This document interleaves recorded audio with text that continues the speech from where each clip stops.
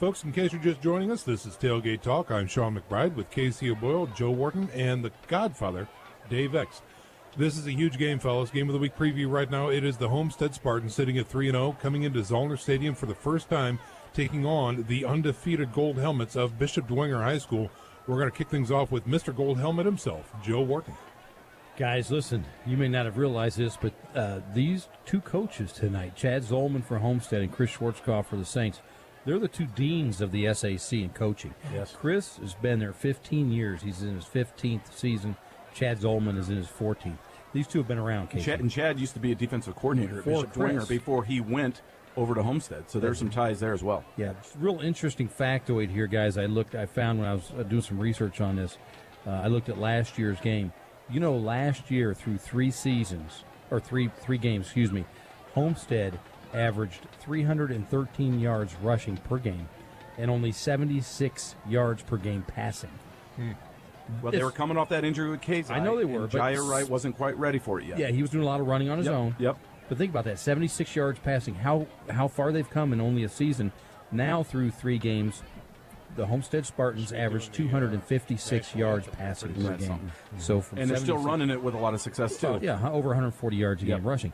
So this is a scary, scary offense. And it's scary also because Jai Wright spreads that football around to four good receivers. When you look at their stats, Taylor has 12, Kazai 10, Raber 10, and then the last one, Leighton has 9. He's spreading the ball around to all four of these guys. This is a scary, scary offense. Yeah, absolutely. Godfather, you've seen both of these squads on the field against different opponents. What's your take so far with this matchup? Well, I think that Dwenger just hasn't had strength of schedule yet. Now they're coming off of these teams that they've played, North, Wayne, and South, and facing a strong Homestead from what I saw. Right. Jaya Wright is just exceptional, as we've talked about. They've faced Northrop, Concordia, and Lures. I have to go that way. Last year, Dwenger beat them 34-13. This year, I think that the tide's going to turn. Coach, I have to ask you, where's that poster of Jaya Wright? I mean, at your house, is it in the man cave? Is it in the kitchen? I'm not like Mark. Mark's probably got one because Mark likes. Oh, he was in game night last week on the leaders board. It was a nice full body picture. I'm sure Mark probably took it with him on vacation. But the big thing, Jaya, that interview we had, he was an exceptional person. I mean, really a great, great kid. Much like Chico tonight. Yeah, obviously represented himself and his squad and his school very, very well. Casey, you come into Zollner Stadium, automatically that favors the Saints. Here's the issue I've got for Homestead. They're used to playing on artificial, surface. AstroTurf with the Godfather. AstroTurf, that's right. They come into Zollner, they're playing on a natural grass surface, which is in, honestly, terrible shape. It's awful. It's the worst field I've seen in years, all my years of covering high school football. That lends itself to the Saints, does it not? Well, I mean, maybe. Yes and no. Dwenger now practices on artificial surface. Yeah. I mean, have they had the wherewithal, I suppose, to go around the back of the building over at Dwenger and practice on some... Oh, I bet they did. I think I they would should. hope. Yeah. Because practicing on artificial surface and then going out to Zollner Stadium probably isn't helping them a whole lot. It's an absolute mess. Right. There are lumps at the 10-yard line on the south end zone that are just inexcusable for a high school football field to be in that bad a shape. I agree. The grass was brown week one. It's like they never watered it. It was a minefield. It was really disappointing. Multiple games, and when St. Charles and Holy Cross played a doubleheader last night on it and tore it. But week one, Casey, we heard it was awful. I mean, it's just inexcusable. It really is. Unfortunately, guys, we're running out of time, so now it's going to come down to your picks. It's going to be the Homestead Spartans coming into Zollner Stadium to take on the Saints. 3 minutes? Godfather, I think you've got Mark's pick already. Is that accurate? Yeah, Mark is on the ball as far as I'm concerned. He's going to go with Homestead Spartans. Well, why? Why is he going with Homestead? Why is he doing that? He's going because he's on vacation this week, and he gave me a list. But probably because of the lines of what I was talking about. Strength of schedule so far, I mean, they're dominating. They got the best player in the conference to this point, a Division I nose guard. Offense and defense. Yep. And here's 7.2 yards per carry. Yeah. I could have carried it out a few more decibels. Yep. And I think he's right. And I'm going to go with Homestead as well. Having seen them played, Lures was able to stick with them early, but they adjusted. And they drove Lures into the ground last week. I think Homestead is going to roll over the Bishop Dwenger Saints. Casey, you've got the call on this one. Joe got the early call last time, so to be fair, okay, Casey goes first this time. Yeah, Homestead's got to be favored. I mean, they have to be. They are. 6A program, they just put it to Lures a week ago. The best quarterback, Division I tackle we talked to tonight, Tico Brown. Cam Shannon, I think he's the best cornerback. Oh, Cam Shannon. He's a player. Fantastic. Number 10. And just picked up an offer from Bowling Green, another Division I player. Good kid, too. They've got to win this game. Having said that, That being said, I looked into my crystal ball, okay, and I think Bradley Black is the difference. I think he gives them a third playmaker on the perimeter. I think the Saints are going to run the ball between the tackles and keep that high-powered Homestead offense off the field. I think it's close, but I think they pull it out late. Give me the Saints at Zollner, upset special. by 3. Okay. Well, Mr. Gold Helmet, Casey called Bishop Dwenger. He took me for a ride there. I'm going to tell you what, leaning. guys, I've looked hard at this game. And you're continually And I'm looking at my papers Yeah, here. you're just flipping through Here's the papers. deal. Here's what it boiled down to me. Yeah. Is the defensive backs of Bishop Dwenger taking on that great four receiver Ready before core open? and a Division I quarterback. The passing offense, basically, for Homestead. I looked at it. I know the defensive backfield's nicked up a little bit for the Saints, maybe not at full strength. Can they get a rush? It comes down to me, can they get a rush on the quarterback right? Can they put him on his back? And a contained rush that they don't just blow up the pocket, Yeah. right? Because he's so Right. good when the pocket Can't breaks. get him out there. If Homestead was the Homestead of last year where they were just really rushing the ball, I really like the Saints because I think the Saints do a nice job against rush. This is different. This is passing. I think the Saints' defensive 30 backfield before open? could be in real trouble tonight. Give me the Homestead Spartans. Okay. He went with the other gold helmets. I That did. he did. I did. All right. That's going to do it for our broadcast, ladies and gentlemen. When we talk to you next, we'll be 15. live from the press box. Want to thank our panel of experts here.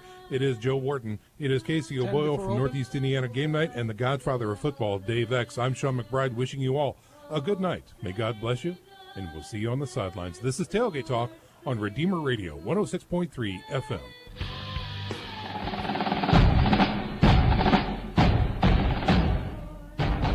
Knapke has a snap. He rolls to his right. He's looking downfield. He cranks it up. He's going deep for this one. Over the middle. It is caught. Touchdown. Bishop Lewis Knights. Here we go. It all comes down to this. Here's a snap. Here's Ramon Wright through the middle. Is he in for the score? Touchdown! Saints win! Good evening, ladies and gentlemen, and welcome to SAC Football. It's Friday night. The lights are on and the mics are live. Sit down, strap in, and hold on, because here we go. Good evening, everyone. Broadcasting live from Zollner Stadium tonight. It is the Homestead Spartans coming in to take on the Bishop Dwenger Saints. And as we begin this broadcast, we'll send it down to the sidelines for an opening prayer. Well, welcome to the sidelines, everybody. I'm pleased to be joined with Father Bob Garrow. Father, would you please lead us off in prayer? In the name of the Father, Son, and Holy Spirit, amen. Dear Heavenly Father, we thank you for this beautiful night. We ask you to watch over Bishop Dwenger's football team, but also Homestead's as well. Protect them from all harm, but also allow our student athletes to give you greater glory. May you also bless all the listeners of Redeemer Radio as well, and continue to help us and strengthen us in our daily battles and struggles as we grow closer to you. And we ask the Blessed Mary walk with us every day of our life. We ask all this through Christ our Lord. In the name of the Father, Son, and Holy Spirit. Amen. Thank you, Father. Back up to you guys. Welcome to SAC Football, ladies and gentlemen, here on Redeemer Radio. I'm Sean McBride, joined by Joe Wharton up here in the box. On the field, we have our sideline reporter, the Godfather of Football, Dave X, along with Nick Gray, and our statistician tonight is Tony Lay. Joe Wharton, two undefeated teams coming at it tonight here at Zollner Stadium. I'm jacked up. I know you're ready for this, and we are moments away from kickoff. What do you have for us? Well, I'll tell you what, you know who else is ready for this, Sean, are the Bishop Dwenger Saints. They opened the season with Wayne, North Side, and South Side. They're ready to really go 4 quarters, and they're going to have to go 4 quarters tonight, buddy, because they're taking on an undefeated Homestead team that really is able to put up the points. Yet Homestead has a Division I quarterback in Jai Wright. We're going to talk about him all night, and they've got a big defender, another D1 athlete at nose guard. That's Tico Brown, and we saw last week against Bishop Lure, Tico Brown can disrupt an offense. The Saints will have their hands full here tonight at Zollner Stadium. That they will. Both teams getting ready to go to the middle of the field right here for the ceremonial coin toss. We're going to send it down to the sidelines and check in with the Godfather of Football. Godfather from the press box. The field, she ain't looking too good. What do you have down there? Well, you know, I always go to the same thing. It looks like the top of my head. Very sparse when it comes to grass. But these teams both have to play on it. The weather's good. We got great weather. I talked to Coach Watercutter, asked him what he thought, and he said, hey, all I know is we're going to go out and hit people tonight. All right. Thanks very much for that report, Godfather. Both teams now shaking hands and getting ready to start the scrum. Again, we're broadcasting live from Zollner Stadium, where tonight the Bishop Dwenger Saints, sitting at 3-0, are taking on the Homestead Spartans, also sitting at an undefeated mark of 3-0. The difference here, Joe, is a 4A school going up against a big 6A school. And what other differences are we going to have to see? Do you have some keys to victory? What do the Saints have to do to overcome the juggernaut that is Homestead? Jai Wright is about accounts for about 80% of Homestead's offense through the air with his legs. He does it all, and they're going to have to stop him. And Sean, I really expect, as you expect with Dave Watercutter, the defensive coordinator, you'd expect him to really come after Jai Wright early, try to get him on his back, get him uncomfortable in the pocket, and see if they can force him to make some mistakes. The defensive backfield is going to be tested tonight for Bishop Dwenger. They're a little nicked up, and there are 4 outstanding receivers for this Homestead team. And Jai Wright spreads the ball to all 4, and those guys are Taylor, Kazai, Raber, and Layton. So this defense, this will be their first really big test of the year. Godfather, what do you have for us? Well, I got so excited about talking to Coach Watercutter, I forgot to tell you, Dwenger did win the toss in an unusual fashion, decided to take the ball instead of deferring, and Dwenger will be right to left on your radio dial in the first quarter. Let's do it. Here we go. Homestead tees the ball up at the 40-yard line, working off the right hash mark. Number 91, Justin Bailey, will be in to kick this one away for the Spartans. Spartans wearing the white uniforms with the blue leggings, and, of course, the Saints in their navy and gold tonight, being at home here at Zollner. They break huddle and get ready to launch this one into the air. 2 men back deep. That's Finley and Clark back deep for the Saints, standing inside their own 10-yard line. And here is the kick, and it's a deep kick taken by Finley near the 2-yard line, running to the left side at the 10, the 15, the 20, the 25, looking to get outside, gets wrapped up, takes about 6, 7, 8. Now still scrum moving down to the 36-yard line. Taking tacklers with him is Finley, the sophomore. That's Finley, the sophomore, is right. Let's go through the starting offense for the Bishop Dwenger Saints. Up front, Big Joe Tittman, Nick Hosier, Alex Kolkman. He'll have his hands full tonight with taking on Tico Brown, Mitch Campbell, and Drew Dicer. Of course, the quarterback is Eddie Morris. The receivers for tonight's game, Tommy Steele, Alec Watercutter, and Bradley Black gets his first start of the season coming off an injury. The running backs for tonight, Chip Clark and Hayden Ellinger. Here come the Saints. Offset tailback to the right side. Twins to the left, one wide right. Quarterback keeper looking for some room up the middle. Won't find it. Gets hit in the backfield and dropped near the 35-yard line. These Spartans really did a great job last week against the dynamic running game of the Bishop Lures Knights. Really held them to just 104 yards the entire game. So they do a great job. Let's talk about them. Up front, Tico Brown, Matt Jackson, Austin Layton, and Aaron Nedzwecki. The linebackers are Raber, Harris, Klein, and Rogers. The defensive backs for tonight, getting to start at Zollner Stadium, Cam Shannon, Jake Archibald, and Jeremy Kim. Loss of 2 there, bringing up a 2nd and 12 for the Saints. Morris in the shotgun. Twins to the right, looks to throw. Throws left, and it is caught out past the 40, close to the 46-yard line. And that's Tommy Steele with his first catch of the game. And it looks like maybe enough to move the chains. Listen, we talked about the dynamic receivers for Homestead. Bishop Dwenger has a dynamic receiver package as well. When you're talking about Tommy Steele, Bradley Black, and Patrick Finley. I mean, these guys can stretch the field. They do an outstanding job, Sean. They can really get down there.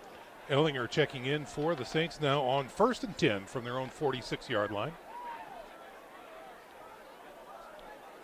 Going to be a Twins package to the right side, wing to the left, and a wideout left, working off the left hash mark. Here's a snap. Morris, quarterback keeper, through the middle, looking for something there, gets a push. He'll gain 2, maybe 3 yards out to about the 48-yard line. Tico Brown got a double team right there, Godfather, and was able to break the double team and make a stop. What did you see? Well, hey, guys, I mean, the first play, they triple teamed him. So, I mean, if they're going to do triple team the double team, it usually leaves one guy open. So, but anyway, Tico fought that double team and made the tackle. So we'll call that a short gain out to the 48-yard line, bringing up a 2nd and 9 for the Saints. And let's see, again, Twins out to the right side, single back, offset left. From the shotgun, Morris looks to throw on second down, throws to the left, finds a water cutter. He gets a hold of the ball, and he is taken out of bounds near the 41-yard line. Great catch there by Watercutter, able to hang on a little behind it, but adjusted and made the catch to move the chains for the Saints. The Saints come into this game averaging 184 yards per game through the air. First two passes for Morris are completions and first downs at that. Into Homestead territory at their own 41-yard line as the Saints now have a fresh set of downs. Again, that same formation, wing to the left, two wideouts to the right, Morris in the shotgun position. And now we've got a man in motion. That's Steele coming across the line to the right side. They give it to him on a jet sweep. He looks for that corner, won't find it, gets stuffed and stopped right away. That's going to be a tackle for loss.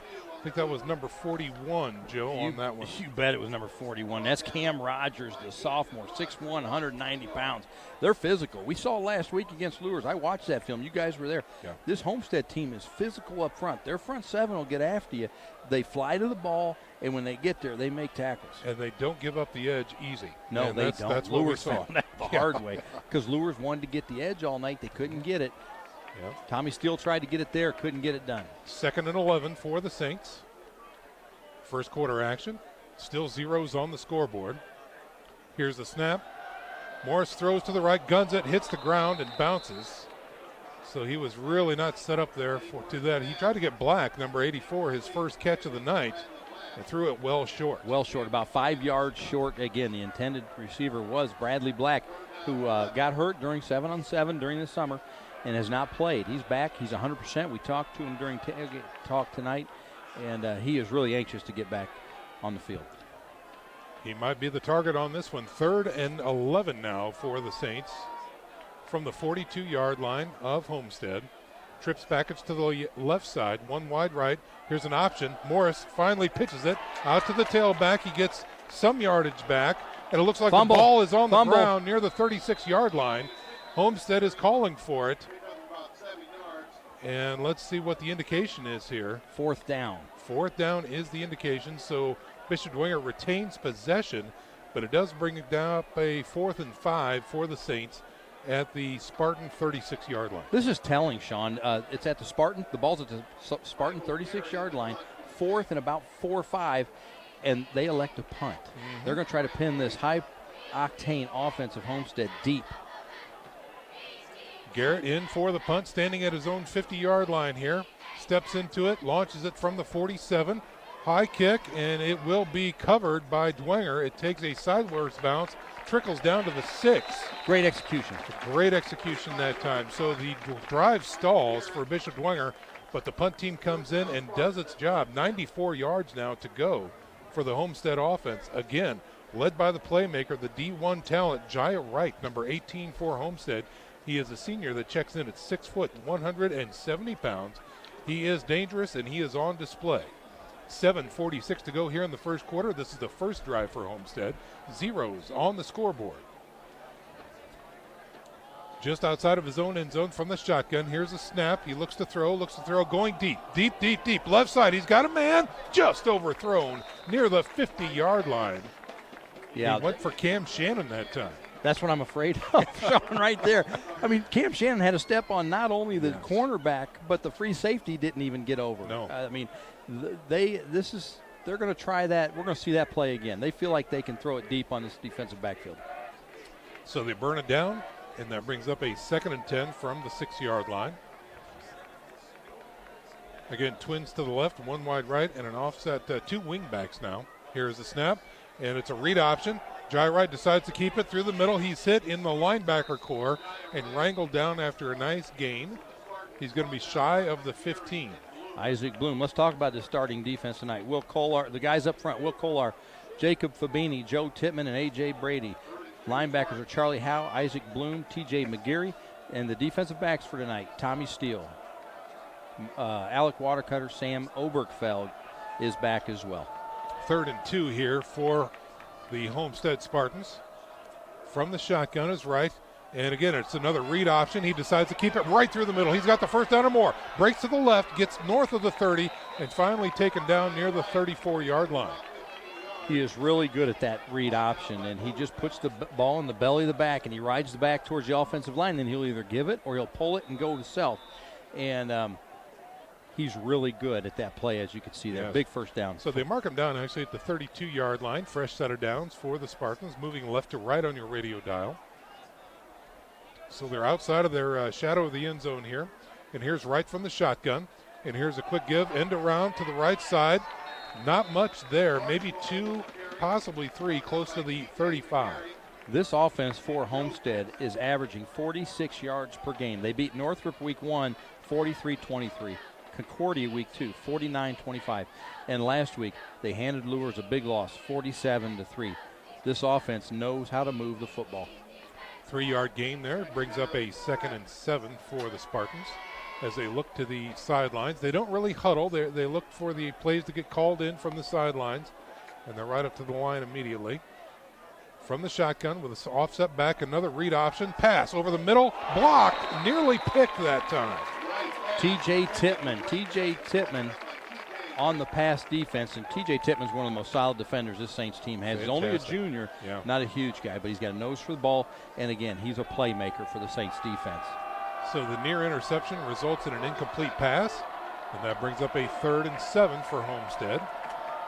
6 minutes to go here in the first quarter. Zeros on the scoreboard. This is the first drive for Homestead. Ball resting at their own 34-yard line. And they get the play in from the sidelines and line up. Tight trips package to the left side, one wide right. Single back, offset right. He looks to throw. On 3rd and long, he's got pressure, gets out of it, breaks to the right. He's at the 40, gets one pass. He's at the 50, gets knocked out of bounds in Dwenger territory near the 42-yard line. Big run. Jai Wright, we talked about 80% of the offense is Jai Wright. Right. And we're seeing it here on this first drive. He just escapes pressure. He doesn't get hit in the pocket. I've watched a lot of film. I haven't seen him really get pummeled in the pocket. He just knows how to avoid the pressure. He got out of it big time that time. They move into Dwenger territory. 1st and 10 from their 42 now. Again, trips package to the left side, one wide right. Another read option. And again, quarterback decides to keep it. And that was not a good read as he's hit at the line of scrimmage for no gain. Jacob Fabini on the stop. And I feel like Jacob Fabini is one of the keys to this defense. The coaches are real happy with the way he's played the first 3 games. He comes off the ball hard. He's not very big, only 210 pounds, but he plays full throttle every down. The front 4 for Bishop Dwenger isn't very big at all, man-to-man. Just over 200 it looks like. So, but they're feisty. 2nd and 9 here for Homestead. They give him a gain of 1 that time through the middle. Here's an offset eye, and he looks to throw. Throws to the dart on the right side, gets out of 1 tackle. And inside the 30, down close to the 26, is number 89, Taylor, who had a big game against Bishop Lures last Taylor's had several big games, John. He's really the go-to guy. Only a junior. I think he's 6'4", junior. 12 receptions on the season. 7 touchdown pass receptions on the season for 89 Taylor.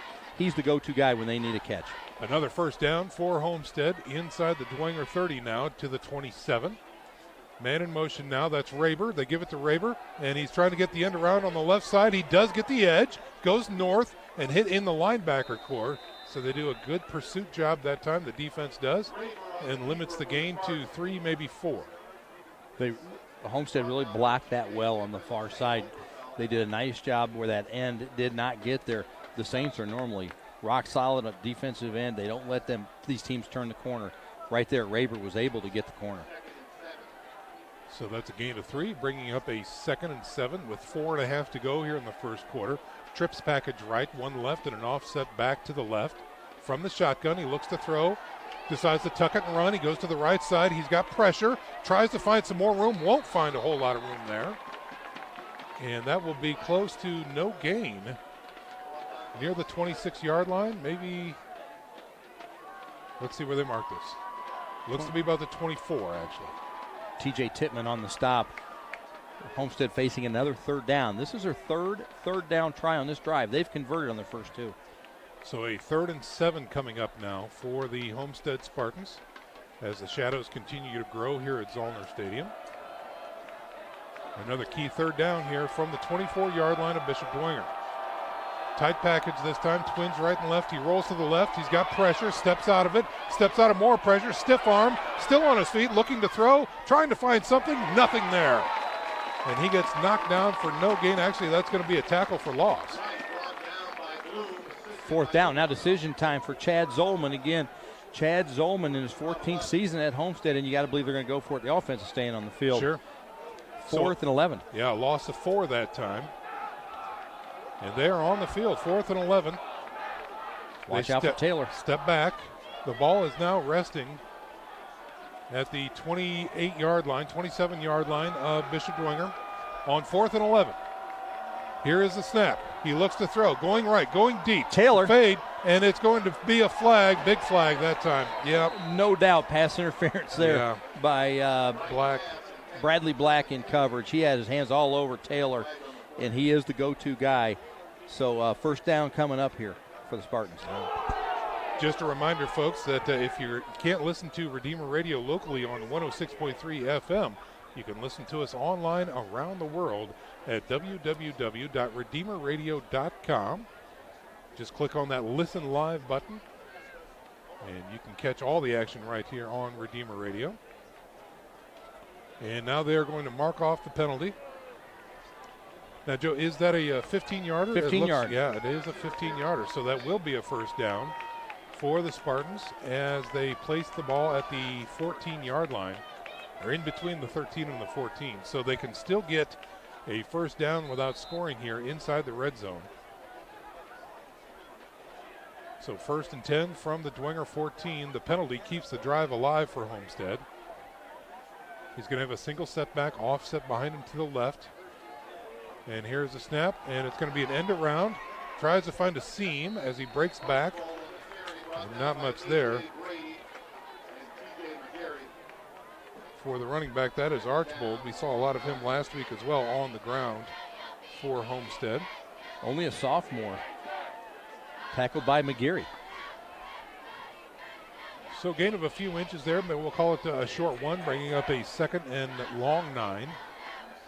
The Homestead Spartans average 142 yards on the ground, 5 yards per carry, and 256 yards through the air. This drive started on the 6, and now they are at the Dwenger 13. Here's the snap, and it's going to be a play action, throwing to the right side, over caught, touchdown. Over the outstretched hands that time of the defender for Bishop Dwenger, and that is a quick score to Braden Layton, number 14 for the Homestead Spartans. Braden Layton gets his first touchdown reception of the season. Nice throw by Jai Wright, just on the money. Right there. If Tippman was a couple inches shorter or taller, he might have got that. Might have gotten there. TJ Tippman was in coverage.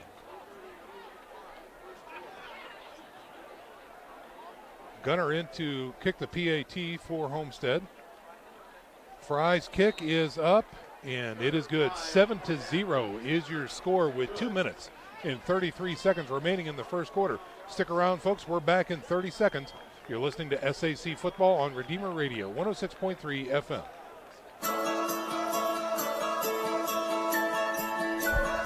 This is Bishop Kevin Rhodes, Bishop of Fort Wayne, South Bend, inviting you to join me this Wednesday at noon for a new episode of Truth and Charity. I'll talk about the upcoming feast of the Exaltation of the Holy Cross, and then the sin of racism and how we can respond. Join me Wednesday at noon. Truth and Charity with Bishop Rhodes is brought to you in part by Notre Dame Federal Credit Union. Football fans, tonight's game is brought to you by Ave Maria University. Ave Maria University is a safe, affordable, authentic Catholic university with 33 majors, 16 varsity sports, and is located in sunny Southwest Florida.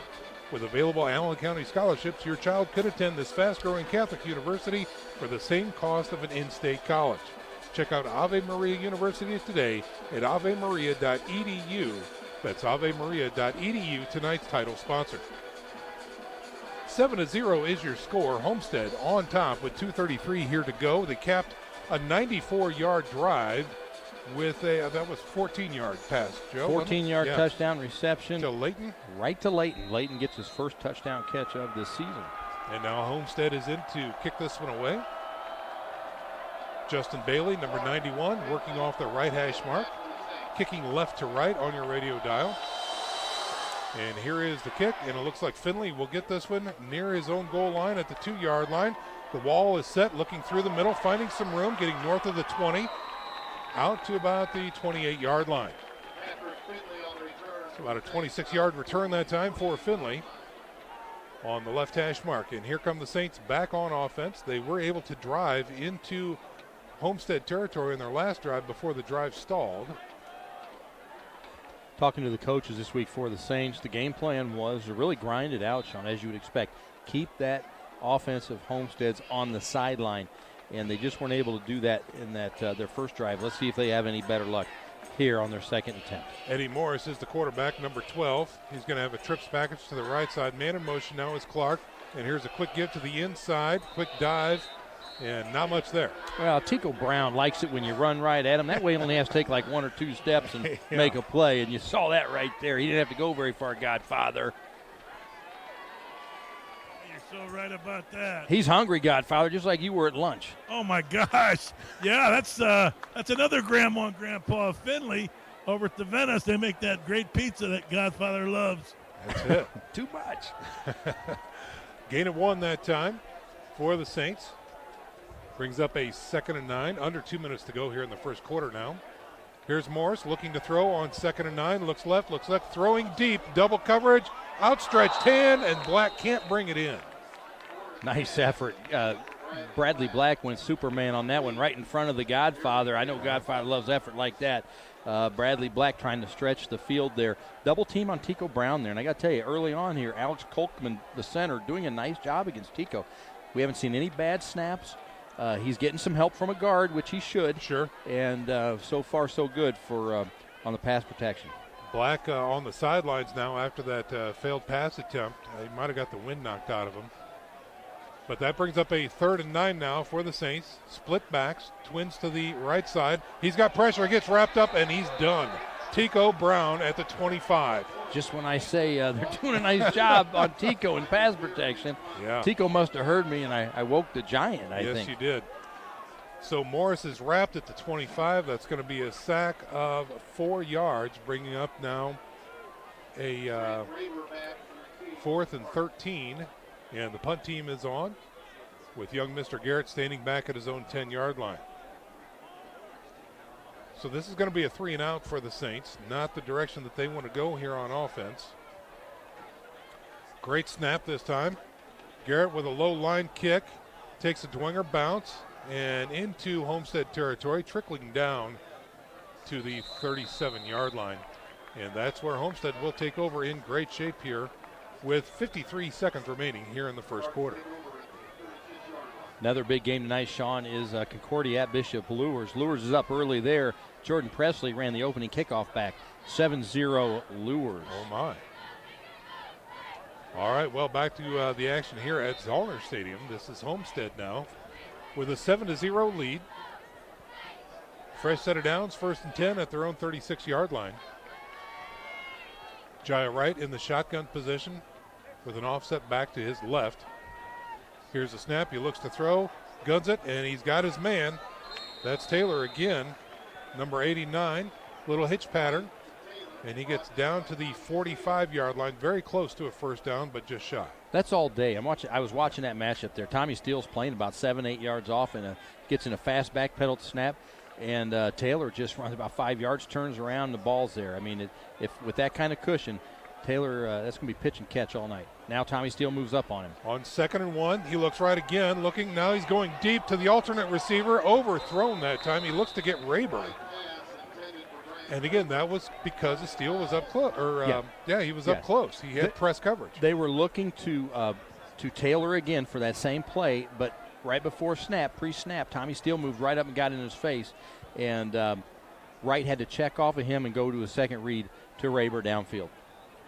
So the incompletion brings up a 3rd and 1. They stop the clock with 19.7 seconds remaining here in the first quarter.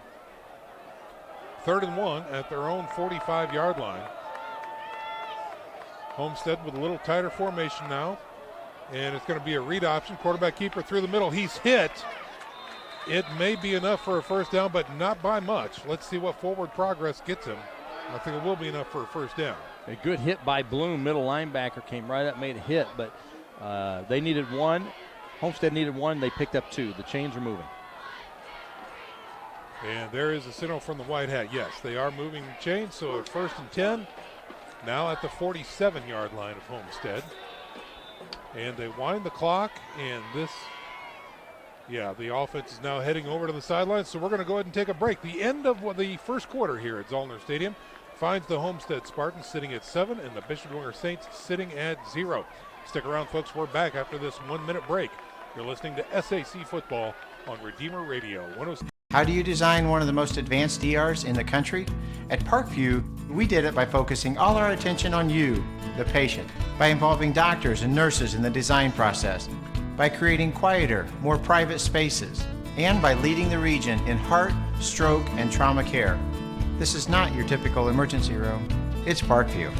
In an emergency, isn't this where you'd rather be? Parkview, your partner in health.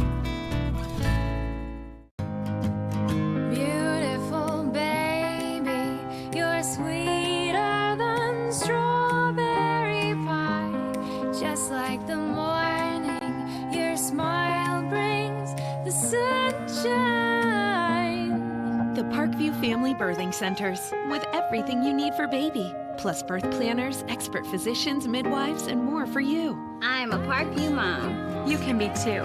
Learn more at parkviewmom.com.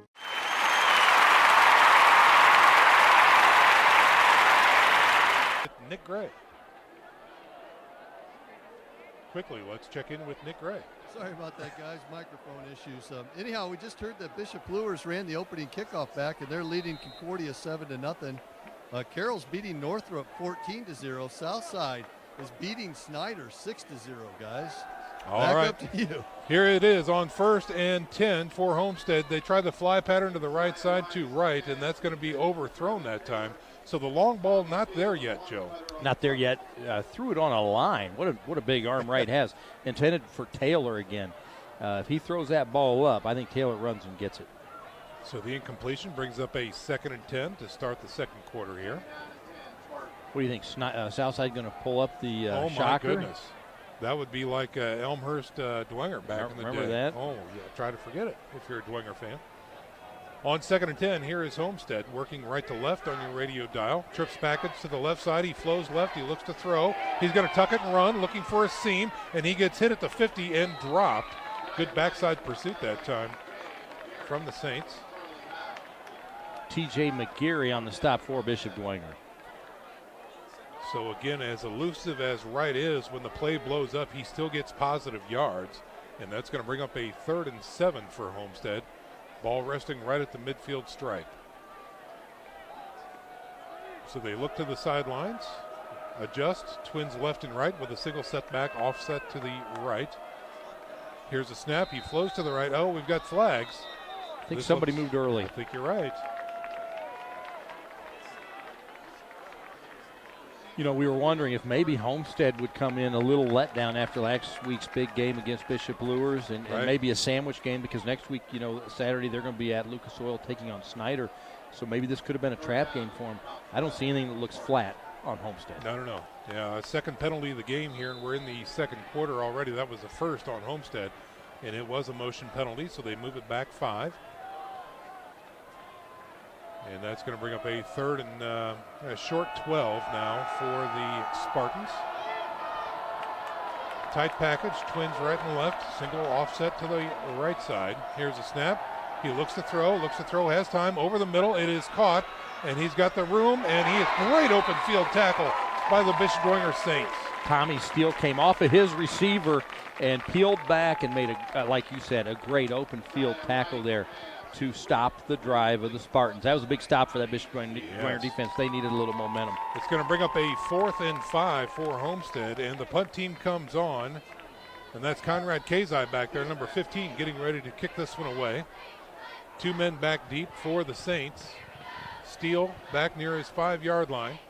Here is the snap. It's a good snap. Kazai puts his leg into it. High wobbly kick, fading to the right side and drifting out of bounds near the 20. Let's see where they mark that. So the Saints defense holds, and the offense now comes back on, and they're going to mark this near the 18-yard line. Sean, this is one of 4 games tonight in the state of Indiana that matches 2 undefeated teams together. And really, when you look at the other 3 matchups, I think this is this here tonight is the premier matchup in the state of Indiana, undefeated against undefeated.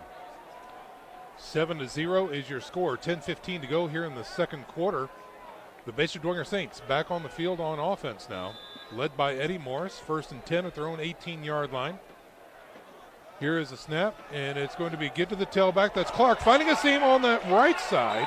Gets all the way past the 30-yard line before he's taken out. Little counter play there for the Saints. You know, the Knights last week didn't have a lot of luck with that counter play, and the Saints struck a little bit of gold there. Big first down run for Chip Clark. 1st and 10 at the 31-yard line of the Saints. As the clock continues to tick down now here in the second quarter, Eddie Morris with his crew in the huddle right now. And they're going to line up with an empty backfield, wing offset to the left, twins to the right. Morris in the shotgun, following his block on the left side, finds a seam, still on his feet, and he's got about 11 on that carry. Run right, run left. Nice job there, Eddie Morris, talking to Jason Garrett, the offensive coordinator, and asked him, I said, hey, don't you feel like you're running Eddie Morris a lot? I mean, does that worry you, running your starting quarterback that much? He said, we have to. That's our offense. Yeah. He's a good runner. We can't call plays worried about somebody might get hurt. We have to run our offense. Yeah, almost like a wildcat, if you will. Direct snap to your runner. I mean, that's what they have to do. Good job that time by Morris, giving a 1st and 10 to the Saints out to the 42-yard line. Here it is on 1st down, and it's another give to Chip Clark, who dances his way around the left side, gets off tackle, and gets out to the 45. Was really supposed to go more up the middle, but Tico Brown wasn't having it. There was nowhere to go for Clark. He had to bounce it out to his left. Call that a gain of 3, bringing up a 2nd and 7 now for the Saints. As Watercutter checks in, and Ellinger checks out.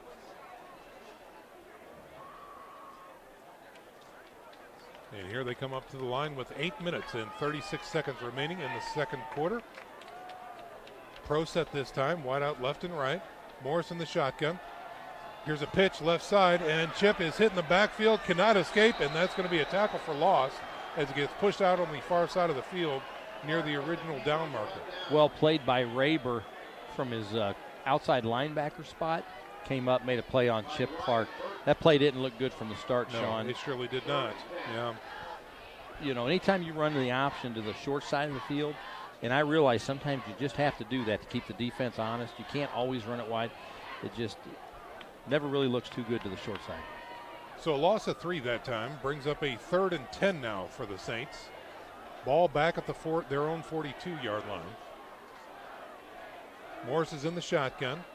Twins package to the right side, and he looks to throw on 3rd and 10, guns it to the flats, and incomplete that time.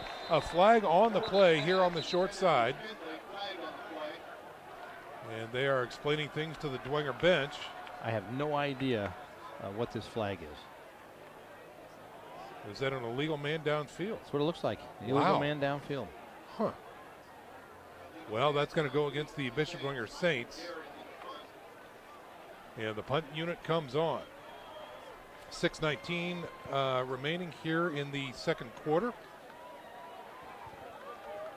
Now, the punt team comes on, and Schwarzkopf just sent the offense back out. 4th and 10. Okay. So there's some Chris thinks it should be a replay of the down, but I'm thinking they declined it. I think they did decline it on the incomplete pass, and now it's just 4th and 10 from the 42. And there is confusion, and the Saints call a timeout. So we're going to go ahead and call a timeout as well. When we come back, the Saints are facing a 4th and 10 from their own 42-yard line. This is SAC football on Redeemer Radio 106.3 FM. This is David X with Union Savings Bank Mortgage Department. So happy to support Bishop Lures and Bishop Dwenger student athletes who work so hard to be the best they can be. I'm here to support you too as you look for mortgage lending. If you need a home loan, pick up the phone and call me, 418-6191 anytime for low closing costs and great rates. 418-6191. I offer what you want, low closing costs and great rates. Call 418-6191. Member FDIC, equal housing lender. Folks, this broadcast is brought to you by Bishop Luers High School, a Catholic educational community that instills in each student dignity, integrity, respect, and responsibility. Catch the Luers spirit at www.bishopluers.org. So the timeout on the field is over. Saints facing a 4th and 10 from their own 42-yard line, and the punt team is now on the field. That's Garrett back there. Will kick this one away from about his own 30. Single man back deep for Homestead. Great snap. Here is the kick, and it is away, and it is caught, fair caught, at their own 30-yard line, and Raber with the reception for Homestead. So another Bishop Dwenger drive stalls and gives the ball back to that dangerous Homestead defense here. And that's not what you want if you're Bishop Dwenger. You don't want these 5-yard drives. Saints got a couple early first downs, and then after that, it immediately stalled. You want to try to keep Jai Wright off the field, period, Sean. 7-0 is your score. Homestead on top of the Saints here in the second quarter. And here is Jai Wright with his offense on the field now. 1st and 10 from their own 30-yard line. Here is a snap. They're going to flow to the right side. Quarterback keeper spins out of one tackle, spins out of another, but still caught in the backfield. It's going to be a loss of 1 back to the 29. Good defense over there on the far side. That looked like A.J. Brady over there along with Fabini and McGeary. Tippmann checking back in for the Saints. Joe Tippmann, 6'6", 280. Hard to miss. It's hard to miss. He's going to be fun to watch the next couple years. 2nd and 11 for Homestead now as they get the play in from the sideline and come up to the line of scrimmage. Right in the shotgun with a single setback to his left. Here is a snap. He looks to throw, going deep.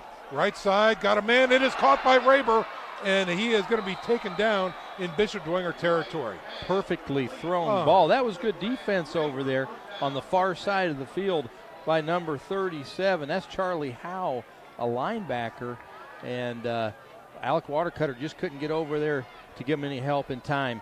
Great throw by Jai Wright. Beautiful. So that is a first down completion for Homestead into Dwenger territory. They mark it at the 36-yard line. 1st and 10. And we've got a little timeout here. They want to push the clock. You got to reset it first before they can go back to 25. Okay, here we go. Okay, everything looks good, and here comes the play. Twins package to the left side, 1 wide right. Here's a little read option. Quarterback decides to keep it through the middle. He's hit by a linebacker, tries to go forward, and not much more there. Hey guys. Gain of a few. Let's check in with Dave X, the godfather of football.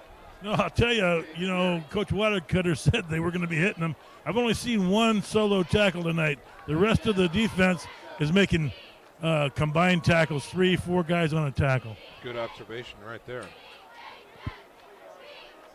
We'll call that a gain of 3 by Wright on the keeper. The read option bringing up a 2nd and 7 now. Joe Tippmann checks out of the game. He's on the bench there, and the trainer is going to try to help him get his knee brace back on. Excuse me. From the shotgun, here's Wright. Another read option, decides to keep it right through the middle. Big hole, and he gets hit by a corner. It came flashing in, but not before he gets down to the 23-yard line. Looked like Tommy Steele again on the stop for Bishop Dwenger. Change move again for Homestead. He is dangerous, Joe. Really is, boy, and boy. fun to watch, I might add. Right. 1st and 10 for Homestead. Jai Wright really accumulating some yards on the ground and in the air so far here in this first half. 7-0 is your score. Homestead on top of Bishop Dwenger and driving just outside the red zone. They're officially marking it at the 22. Here they are on 1st and 10. Here's a snap, and again, quarterback draw through the middle, following his blocker, being patient, gets inside the 20 to about the 17. They have found something they like in the middle of that Bishop Dwenger defense, because Jai Wright just keeps going in the middle when he's running the football. What guys. they found is a lack of defenders, I think. Yeah. Godfather, what do you see? Well, I'm seeing penetration from the defensive line. They're allowing that. Then they're sealing them, and Jaya just runs right up the middle. It's pretty impressive. But you're right. They're onto something. All right, gain of 4 that time. Brings up a 2nd and 6 for Homestead. Here is a snap inside the red zone. He looks to throw. Going left, a crossing pattern. He's got his man inside the 5 and down at the 4-yard line. Kazai that time on the reception. Watercutter in coverage, and Kazai was open. Jai Wright found him, and Watercutter did make a tackle to stop Kazai from getting in down about the 4-yard line, it looks. Yep. So 1st and goal for Homestead. They are knocking on the door with 5:02 remaining here in the 2nd quarter. Single set back to the right. Now they shift to the left side. Tight end and wing back to the left. Right in the shotgun. Here's a snap. Again, a read. This time they flow to the left. It's stuck at the line of scrimmage and driven back by 3 gold helmets. And that's going to be a loss of 1 back to the 5. Charlie Howe made the stop there. He came up, made the initial contact. Charlie Howe, he's only a junior linebacker, 6'1", 160. He hit like he weighed more than 160 there. You know, his cousin Peyton is actually the kicker for Lures. Well, there you have it. Yeah. It's a little known fact. Well, it's a pedigree. All right, 2nd and goal from the 6 now. And here's a snap. They flow to the right. Throw to the back of the end zone. Flag coming out. And that's going to be another pass interference against the Bishop Dwenger Saints. TJ Tittman in coverage out there. Looks like they might have been incidental contact, but 2 flag says no. That will be pass interference. A defensive pass interference against the Saints. About a 2-yard penalty. Right. Little help there for Homestead. 4:13 to go here in the first half. And that will bring up a 2nd and goal. They're going to put this down at the 3-yard line? Yes, they about mark the it at the 3-yard 3. line. Yep. Again, Homestead looking over to the sidelines for the play. Going to be twins to the right and left. Offset back to the right. Looks like a read option coming up maybe. Here's a snap. He flows to the right, looks to throw, goes to the end zone. Caught and touchdown. Raber again was able to hold on. Good coverage out there by the Saints, but not enough. And another 6 points on the board for the Homestead Spartans. TJ Tittman in coverage, but not much he could do there. That was a perfect route and a perfectly thrown ball. And when I watched film on Homestead, and I took Homestead tonight in Tailgate Talk, and I took a lot of heat for that. But when I see the routes that these 4 receivers run and the way Jai Wright gets them the football, I just felt like they had a big advantage against the defensive backfield of Bishop Dwenger. That they did. So here comes the PAT for Homestead. The kick is up and it's good. So 14-0 on the foot of Gunnar Fry after the 3-yard pitch and catch from Wright to Raber with 4:08 to go here in the 2nd quarter. Stick around, folks. Homestead Spartans on top of the Bishop Dwenger Saints. This is 2nd quarter action, and you are listening to SAC football on Redeemer Radio 106.3 FM. Diamonds are a girl's best friend, and diamonds are forever. And since 1988, Peter Franklin has been bringing you the finest diamonds imported from overseas diamond cutters. Peter Franklin Jewelers. Jewelry created from concept to completion by our master goldsmiths on staff. Peter Franklin Jewelers, with 3 locations to serve you: New Haven, DuPont Road, and Angola. Remember, it's not just jewelry, it's Peter Franklin. 14-0 is your score here at Zollner Stadium. The Homestead Spartans over the Bishop Dwenger Saints. Godfather, we saw these Homestead Spartans play last week, and I don't think they've missed a step since. No, they really haven't. And I know the gamble that the Saints took by taking the ball when they won the toss. Looks like they need to do something right here on offense. Otherwise, they're going to be kicking off to the Spartans in the second half. 4:08 remaining here in the first half. Homestead off of the touchdown, preparing to kick this one away. Justin Bailey on the kick from the 40, kicking right to left on your radio dial. High end over end kick, a little short. Slipped that time by Finley, but he was able to recover. goes into the middle, hits a big scrum, bounces it out left. He's at the 30, the 35, and a shooting tackle near the 40-yard line. Great effort there by the sophomore, Patrick Finley. What composure. He slipped on this field, which I can't believe that. Blame him. Hey, guys. Godfather, what'd you see? No, he slipped, then he got his composure, as you said, caught the ball, then he ran into a dead end, right into everybody, and he slowly backed up, changed directions, found another 15 yards, I think. Great stuff by Finley, the sophomore. Here come the Saints on offense. In good field position, they mark it right at the 40-yard line.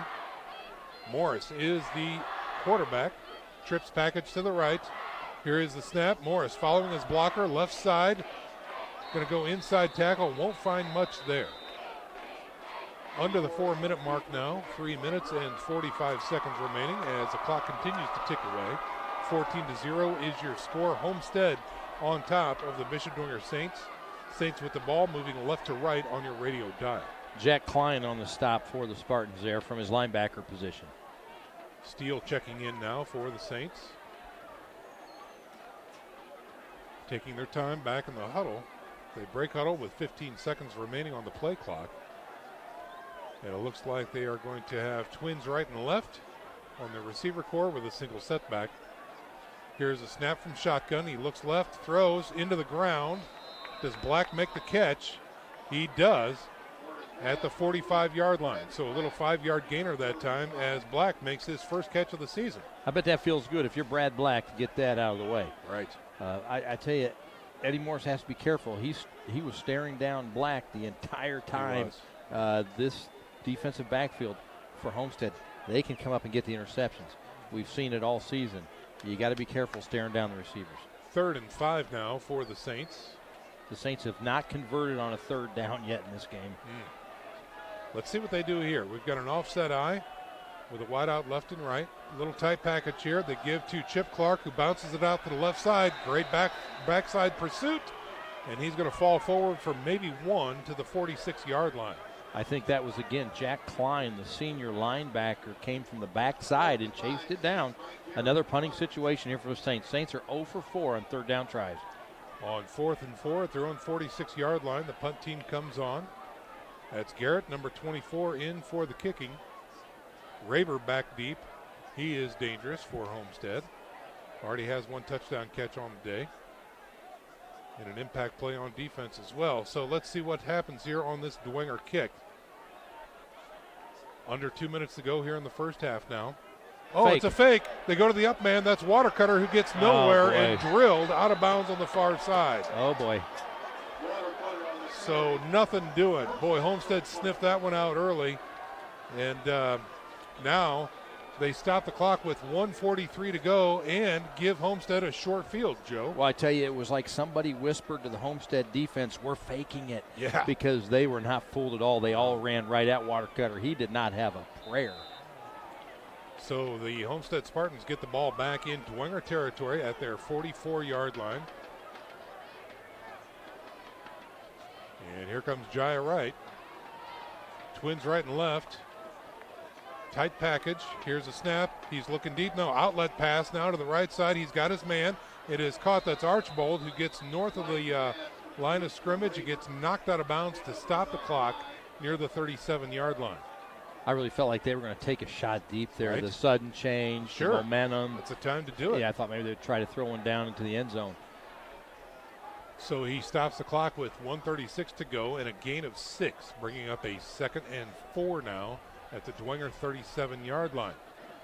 Twins right and left and a single setback. Right from the shotgun, looks to throw. Flats, right side, he's got Raber. Raber gets out of bounds at the 31, maybe the 32-yard line of Dwenger. That's enough for a first down and a stoppage of the clock. I'm just going to throw it out there, Sean. I think Charlie Howe, from a linebacker spot, trying to cover Raber, is a good matchup if you're a Homestead fan. Yes, we've seen that about 3 times here tonight. Charlie Howe trying to run with Raber. 1st and 10 for the Spartans, getting closer and closer to the red zone.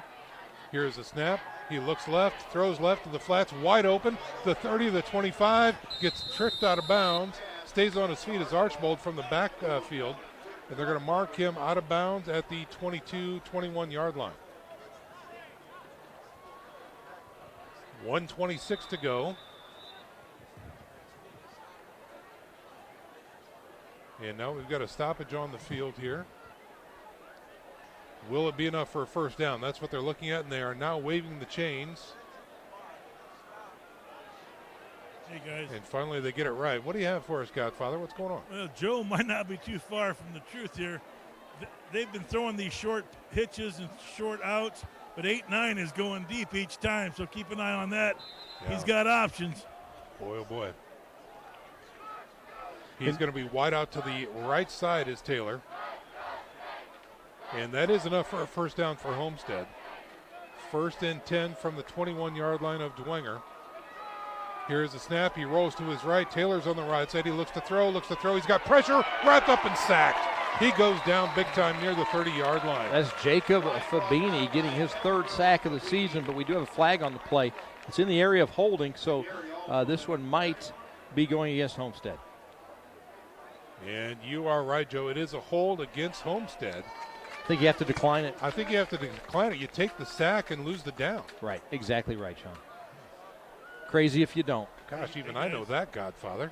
What are you doing, huh? Hey, guys. Yeah, go ahead, Godfather. Yeah, and these are the penalties that we talked to Tico about last night. Holding, offsides, these are the calls they're still getting tonight. 1:19 to go in the first half here. The Spartans lead 14-0 over the Dwenger Saints and are driving. After the sack, it is back at the 30-yard line, facing a 2nd and very long. Here is a snap, right, looking to go deep, and he throws it out to his outlet pass. Archibald gets by one tackler, goes to the middle, goes to the right side. 2 tackles, finally dropped near the 10-yard line, and I think it will be enough for a first down. These crossing routes are really giving the Saints fits. They're wide open. They're mismatches. Linebackers trying to cover receivers going across the field. And Homestead has figured something out here in the second quarter. A 20-yard throw and catch from right to Archibald, and a 1st and goal now for Homestead at the 10. Here's the snap. Quarterback draw through the middle. Dancing, looking for some room. Another flag comes out from the white hat. That could be holding again. And let's see what the call is. If it's against Homestead, these red zone penalties will drive a coach crazy, and it is. That's exactly what it is. Boy, oh boy. So they're going to mark this penalty off against Homestead, which gives me an opportunity to let you know about a great sponsor of Redeemer Radio Sports, and that's H&L Electric.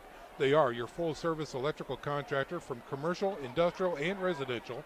H&L Electric can handle the smallest to the largest of projects for your business or residence. Call Pete Henry at H&L Electric, your electrical contractor. So the penalty there, the holding, takes them back to the 24-yard line. 49 seconds remaining here in the first half. So they had a 1st and goal at the 10, and now they are facing a 1st and goal from the 24. Trips package to the left side, one wide right from the center. He looks to throw. He's got pressure. He gets out of it, still on his feet, throws it out to the right side. Single coverage, incomplete that time. Looking for Taylor down there.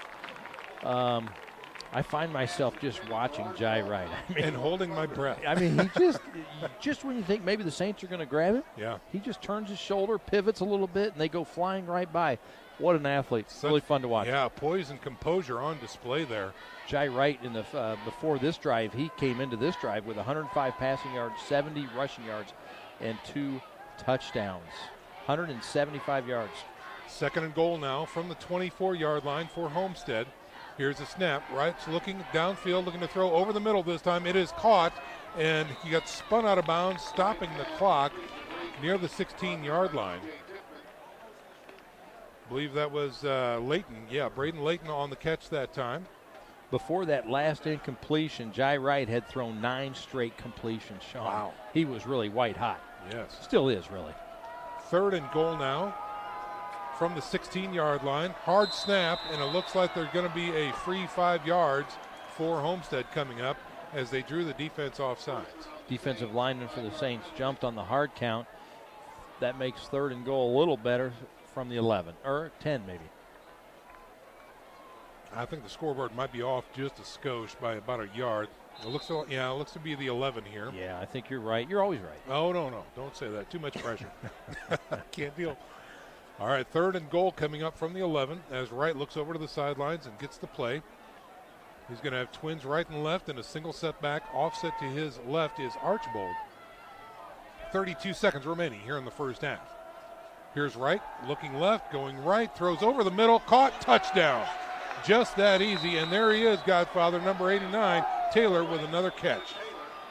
Tommy Steele in coverage, but, he threw it right between Tommy Steele and Alec Watercutter. The safety didn't get there. Great throw, great catch. Another touchdown for Homestead. Godfather, these kids are impressive. Well, no, last week Mark saw on the clock, minute 12 seconds. He said they're going to go in their 2-minute drill. They had nothing but touchdown on their mind. Same thing tonight. Yeah. 2-minute drill.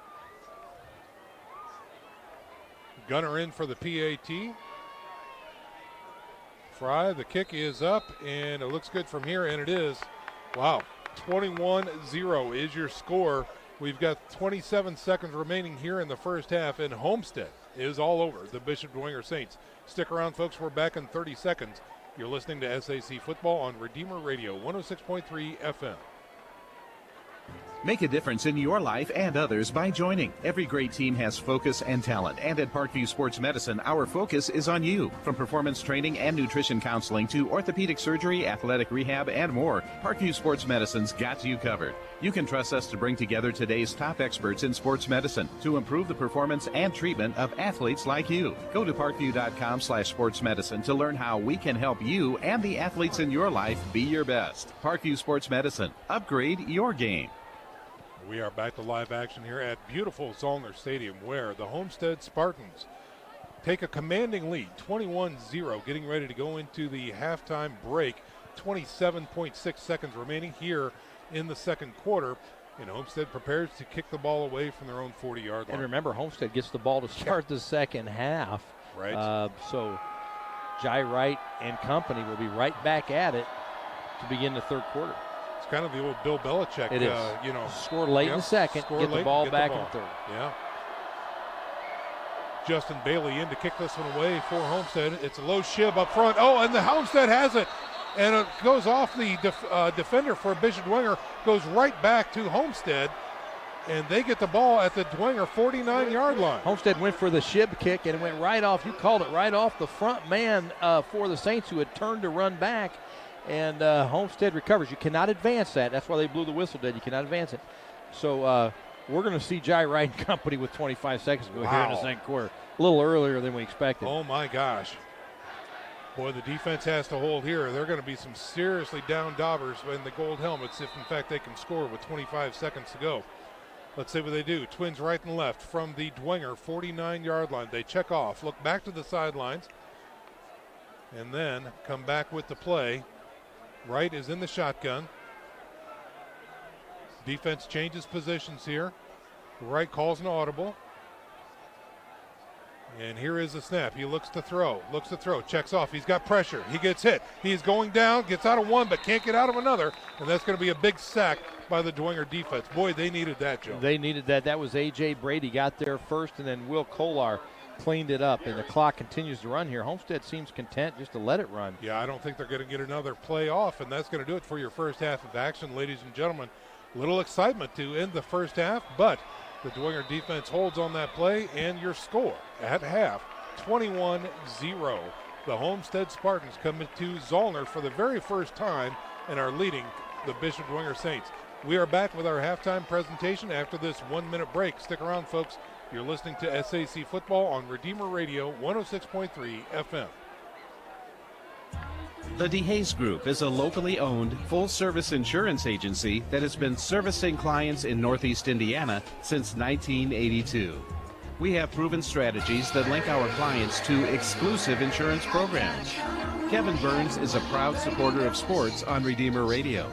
Call him at 260-424-5600 for all your insurance needs. The DeHaze Group, exceeding expectations beyond insurance. Illumination Solutions is a family-owned and operated business that specializes in LED low-voltage landscapes and holiday lighting for homes and businesses. And now we introduce our new business called The Mosquito Doctor that specializes in mosquito barrier and event spraying. In addition, mosquito misting systems are also available. The phone number is the same for both businesses at 260-489-1000.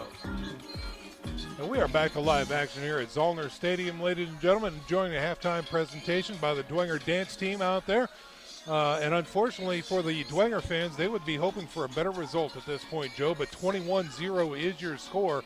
Homestead and that big, powerful offense on display tonight. Right, and they're really not making the mistakes. They're not throwing interceptions. They're not fumbling the football. They've had a couple penalties, but not bad. And they are just, Wright is just dissecting that defensive backfield. Yes, they are. So, again, with 21-0 your score, this is our halftime presentation. And just a reminder that this halftime presentation is brought to you by Hubcap Express. They are the experts in run-flat tires and plus-size fitment. If you need your rims straightened, Hubcap Express fixes bent wheels. For all your tire needs, visit Hubcap Express, located at 606 West Coliseum Boulevard and on the web at hubcapexpress.com. Well, Tony Lay is working on our stats here for the first half. I think they're going to be a little bit lopsided. But what we're going to do right now is send it down to the sidelines for our sponsor spotlight tonight. Nick Gray, take it away. Oh, boy, we have a dandy for you tonight, guys. It's a lot going on, as usual, down here on the sidelines, but I'm pleased to be joined with Don Ellardine. Welcome, Don. Glad to be here. Thank you. Yeah, well, thank you. And if you guys didn't know, Don owns a company called Motorsports, Inc., which is Ellardine Motorsports and Ellardine's River City Harley-Davidson out in New Haven.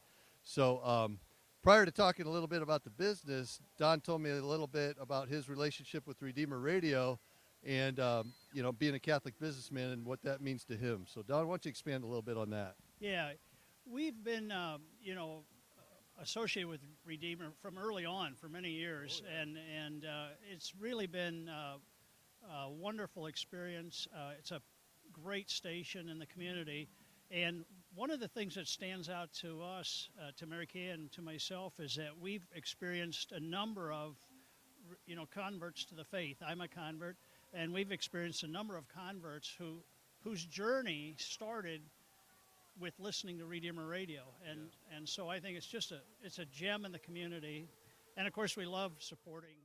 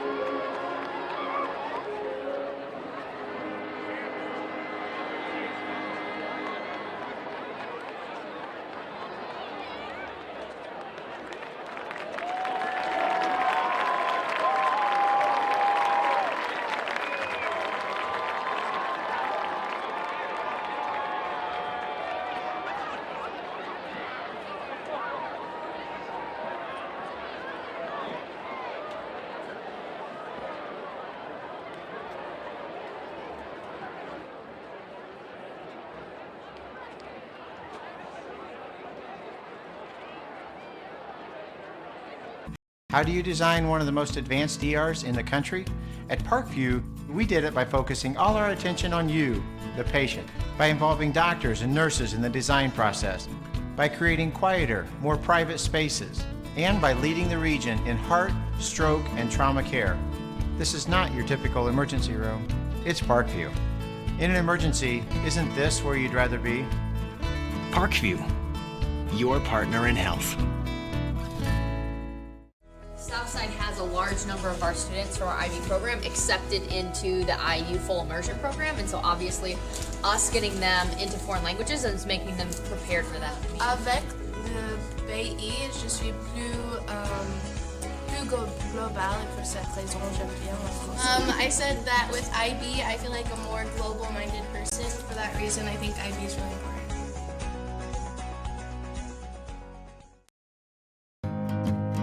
Beautiful baby, you're sweeter than strawberry pie.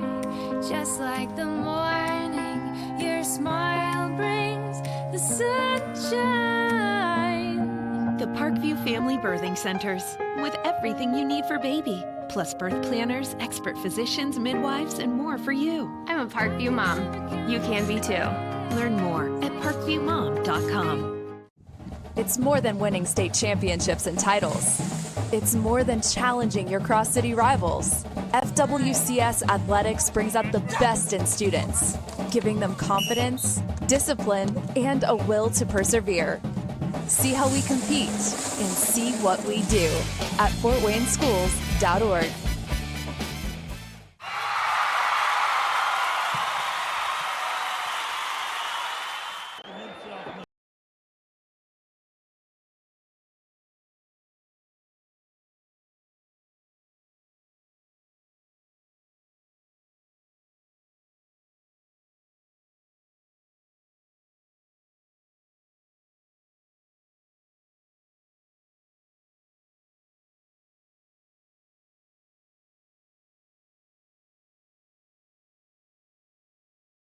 Because I'll tell you That's what. a technical term, Joe. Well, it really is, because I'll tell you, these guys have skill, and it's nothing against the Saints. No.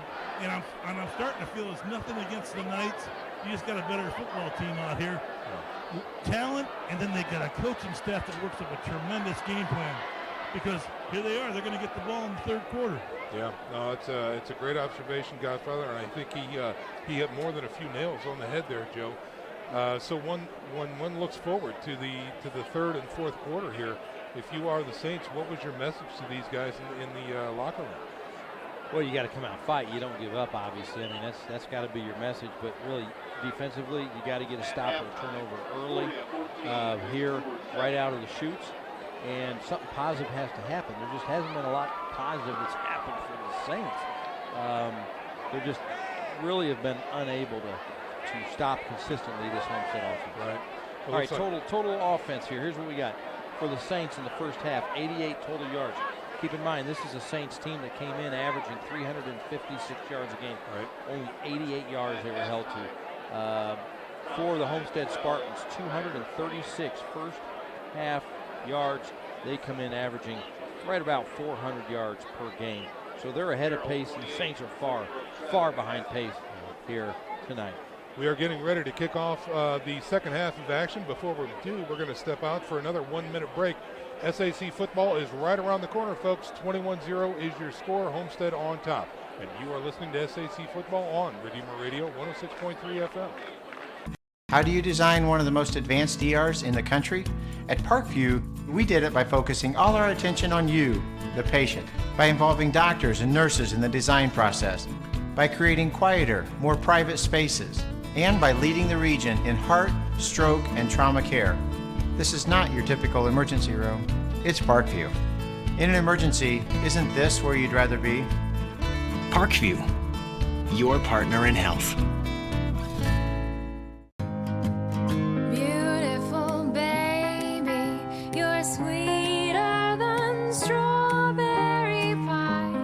Just like the morning, your smile brings the sunshine. The Parkview Family Birthing Centers, with everything you need for baby, plus birth planners, expert physicians, midwives, and more for you. I'm a Parkview mom. You can be too. Learn more at parkviewmom.com. Would you like to own a bank? Notre Dame Federal Credit Union members already do. Convenience, better deals, and great service are already being enjoyed by Fort Wayne area members. Notre Dame Federal Credit Union, where you deserve a better bank. All right, so we are back to live action here at Dwenger Stadium. Again, the score 21-0 Homestead over the Bishop Dwenger Saints. The Saints come over to the sidelines and again prepared to kick this one away. So some very interesting chess maneuvering here to start the second half of action. The Saints said to get the ball and already sitting on a 3-score lead. 3-score lead is right. I got a few more stats here real quick for halftime. Penalties, the Saints had 3 penalties for 23 yards. Homestead 2 penalties for 15 yards. Homestead just played a real clean game. If there's a theme for Homestead in the first half, it was clean. No turnovers, minimal penalties, just really complete execution and domination for the Spartans. Homestead, I had him 3 for 6 in third down conversions. One of those conversions was an 11-yard touchdown pass to Kazai. They scored 21-0. That came with 27 seconds left in the first half. Only 1 turnover for the Saints. That was on that kickoff that hit the guy in the back, and Homestead recovered. That was down as a fumble. I had the Saints 4 for 4 on third down tries, 4 for 1 on fourth down attempts. When you look at the penalty situation for Homestead, the penalties were, and this speaks to the poise of the program as far as that goes. Remember, they were at first and goal from the 10-yard line, and then they got the holding penalty. They were at first and goal from the 24, and they were still able to get in and score. So, I mean, the penalties down there, red zone penalty, did not affect them. No, there was a red zone sack. Yeah. And then they overcame that. And there was a red zone penalty, and the Homestead Spartans overcame that. Yeah. Just a great job by Chad Zolman again in his 14th year.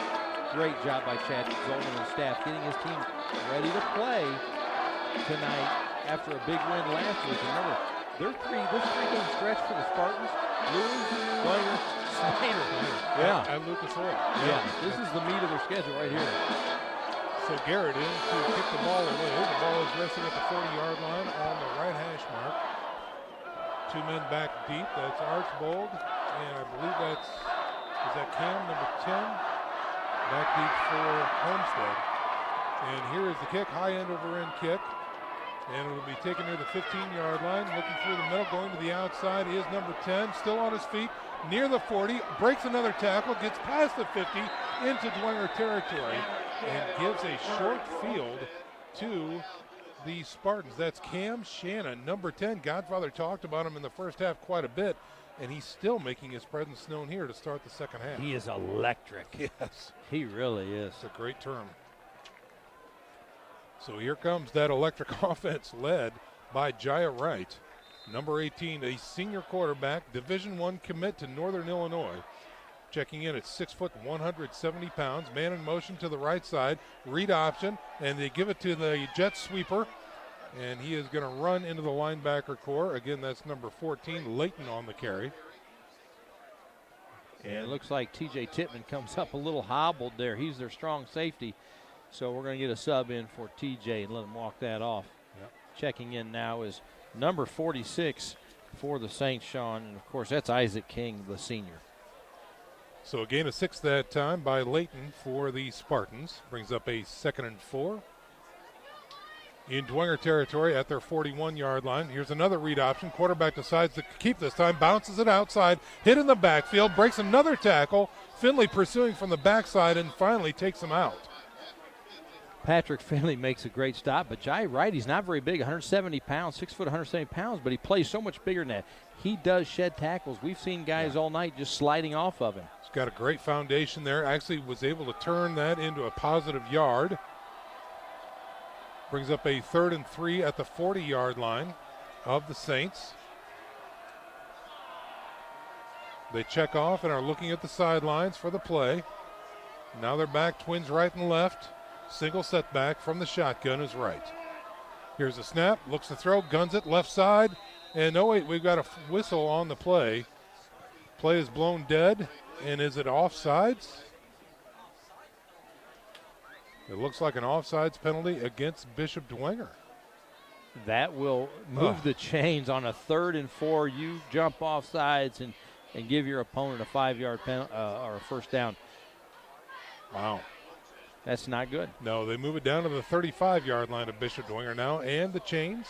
1st and 10 coming up for the Spartans. 10 minutes and 29 seconds remaining in the third quarter. 21-0 is your score. Homestead on top.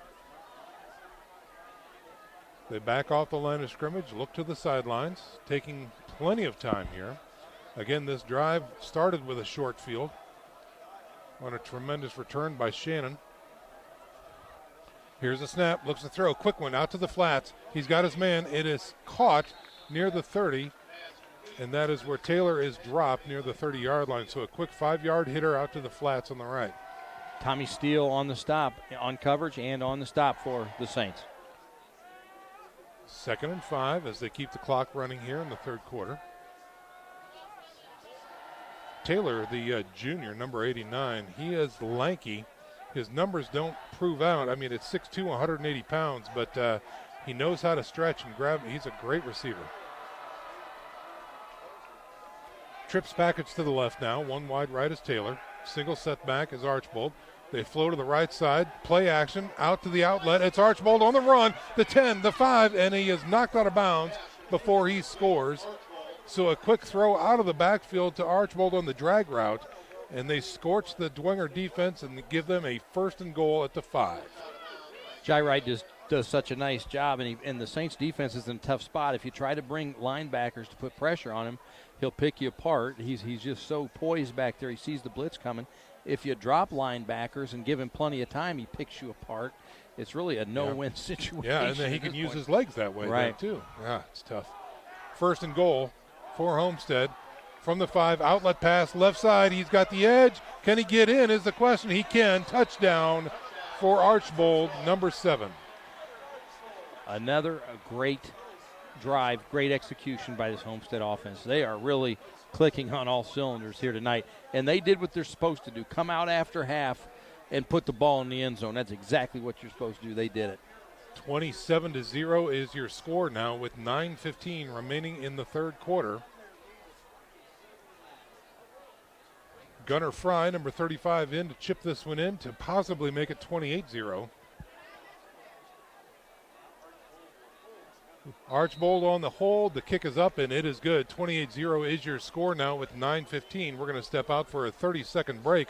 Homestead over the Bishop Dwenger Saints here at Zollner Stadium.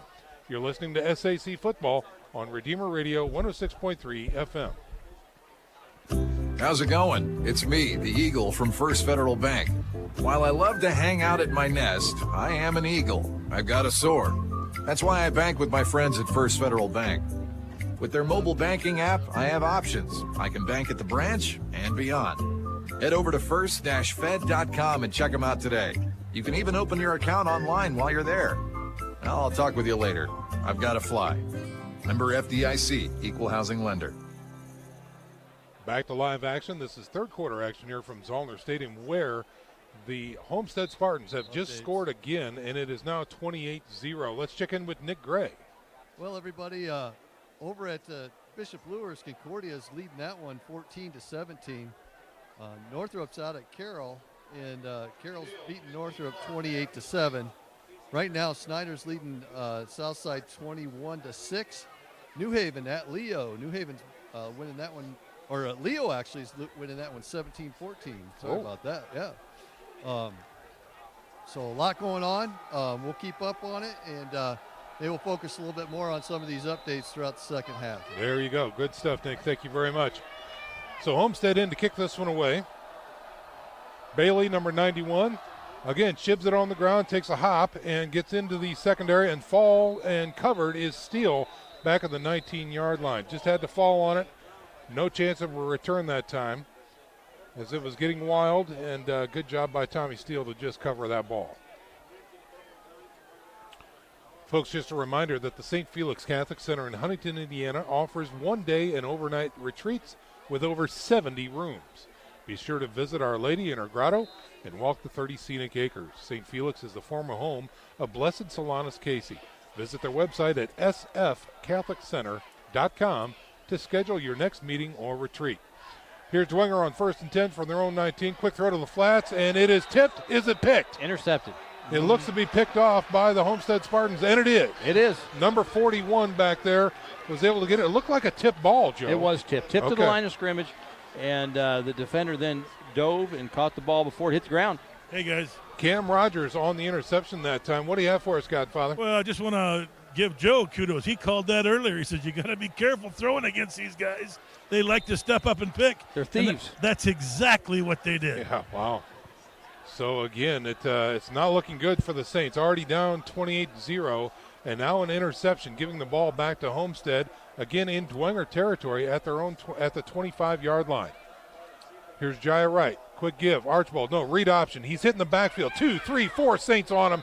And that's going to be a drop. Tackle for loss near the 26-yard line. Big Joe Tippmann playing some defense here for the Saints, making his presence felt. He got to Jai Wright first, and he was not letting go. Loss of 1 on the play. Gosh, that seems like a generous spot. I think Joe Tippmann eats sandwiches as big as Jai Wright. He might. On 2nd and 11 now for Homestead. Here's the snap. Looks to throw. Looking left. Fires left. He's open. Defender drops. He still has the ball on his feet inside the 10. Has 4 tacklers on him. Still on his feet. And finally knocked out of bounds. Boy, that kid is tough. Who is that? That was 15. Is that Kazai? Number 15 on the catch that time. Conrad Kazai, the junior, had 6 defenders on him and finally taken out of bounds. But not before he got a first, and let's see how they mark this. Well, that's going to bring up a 1st and goal from the 7. Sam Ogerfeld was in coverage over there. Sam Ogerfeld's missed some time. He's been sick, so he's getting back in action again here. And in the last 2 pass plays, Jai Wright's gone right at him. Yeah. 1st and goal from the 7 now. Here's a snap. Give to the tailback. Tries his way through the middle. Gets a big push inside the 5. Down to the 4-yard line. Gain of 3 that time. Sean, I have to mention, the score's 28-0 here. Homestead on top of the Saints. And Jai Wright has 4 touchdown passes. And here's what's impressive, and we talked about this. He's thrown 4 touchdown passes to 4 different receivers. Yeah. I mean, he throws to everybody, and they can all catch. They all run great routes. Sure. It's a great offense. Here's a snap, quick screen, slant pattern into the end zone. Incomplete. Wright was the intended receiver that, check that, Taylor, the intended receiver, right to Taylor. Real quick slant, and he was not able to hold on to it. So Tommy Steele did a nice job in coverage there. He got his hand in there and knocked it down. Great job by Tommy Steele. Those two have been battling all night. Going to bring up a 3rd and goal from the 4 now, and a trips package to the right side. Winds up for the Spartans. Here's the snap. They flow to the right. Quick throw out to the edge. Gets into the end zone. Yes, Archibald with a touchdown. No, check that. Leighton, number 14. Leighton. Yeah. Leighton on another score. So points off of a turnover, Joe. Yeah. That is what great teams do. They're doing it all. They're not turning the ball over. They're not having penalties. They're capitalizing on the miscues of the Saints. I mean, this is nearly a perfect game for Homestead. Agreed. Shades of last week, Godfather. Again, we thought that might be an aberration, but this Homestead team is the real deal. Lots of talent, lots of great coaching skills. Yeah. Gunnar Fry in to kick this one away. Let's see if he makes it up and through the uprights. It looks good from here, and it is. Another point on the board, 35-0. The Homestead Spartans pitching a shutout against the Bishop Dwenger Saints with 7:45 to go in the 3rd quarter. We are back after this 30-second break. You are listening to Redeemer Radio 106.3 FM. When you're starting a new project, the last thing you want is a foundation built upon sand. For a strong foundation, look no further than the concrete contractors at Rufus H. Smith Incorporated. Since 1993, there has been no project the experts at Rufus H. Smith couldn't handle, from basement walls and foundations to decorative concrete, limited only by your imagination. Rufus H. Smith Incorporated provides you with perfection in even the smallest detail. For a free estimate, call Dan at 260-410-0467 and visit their website at rufushsmith.com. Back here at Zollner Stadium, the Homestead Spartans, Joe, I hate to say it, but I mean, they're playing nearly a perfect game here. They really are. Yeah, I can't take anything away from them. They're putting on a clinic. Yes. These coaches have this team prepared. They showed up here at Zollner Stadium. They've lost the last 2 years to the Bishop Dwenger Saints by an average score of 35-14, and they showed up here on Dwenger's home turf and are putting a smack to them. Here is Homestead's kick off of the touchdown. Again, a low liner going, that's going to stay in bounds, picked up near the 15-yard line, and going around the left side. And that's Tommy Steele taking it out near the 30-yard line. Nick Gray, do you have anything for us down there? Well, Godfather, my sideline partner here was paying attention to my last list of updates, and he told me that I misread the score for Concordia Lures. Just want to make sure that everybody has it right. Concordia is winning that one 14-7. and they're in the third quarter. Okay, very right. good. Thank you for the clarification there. I think you said 14-17, and I did. I got cross-eyed. So Yeah. good job, Godfather. So apologize for that, and thanks to Dave for paying attention. All right, here comes Bishop Dwenger on offense. Tough road to hoe here. 35-0 is the score. All Homestead all night. Morris in the shotgun. Now we've got 2 men in motion, and this is going to be a broken play, and Morris is going to get hit in the backfield. And that's going to be an illegal shift, and that's going to be a penalty against Bishop Dwenger. So again, Joe, it looks like they're going to try and put some plays in that they are clearly not used to running because that was broken from the get-go. Well, and again, they were running the option to the short side of the field again, which has been the theme tonight. That's about the third time they've tried to run it to the short side. So Homestead's going to decline that one and take the tackle for loss. It was back at the line of scrimmage for Morris, so it brings up a 2nd and 10 now. He's got a single setback, trips to the right side. Morris looks to throw, and he hits his outlet pattern. That's Chip Clark in the backfield, waits for his block, gets it, but still hit in the backfield by 3 Spartans, and that's going to be a big tackle for loss. That play was made by the defensive end over there who had gone so far outside. I mean, that's meant to get Clark to the sideline. He couldn't get to the sideline. He had to cut it right back in where all the big uglies were coming at him, and that's a big play for about a 3-yard loss? Yep. 3rd and 13 now for the Saints.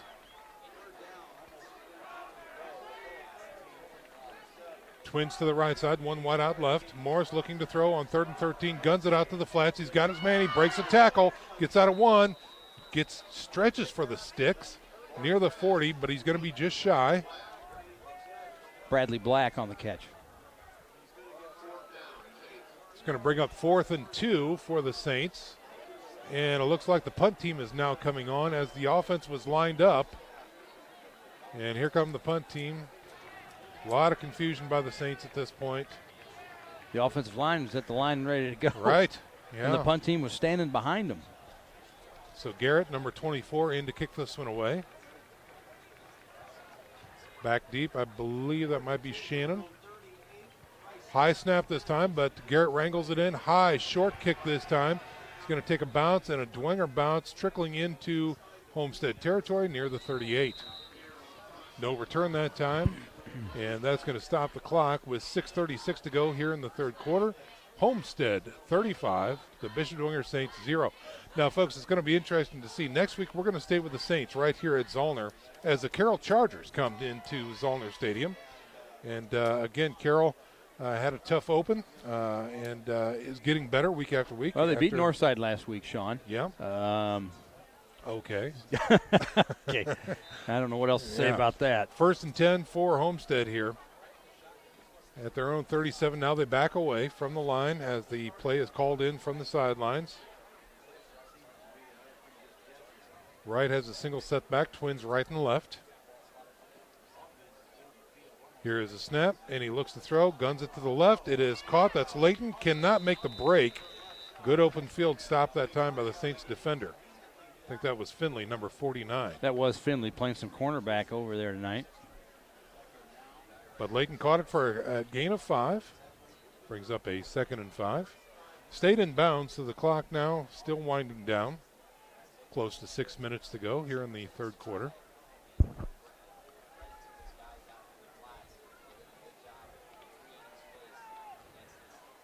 Trips package to the right. Here is a snap, and again a quick give to Archbold. He's hit in the backfield and dropped. Great penetration that time. Was that 41? Ellinger?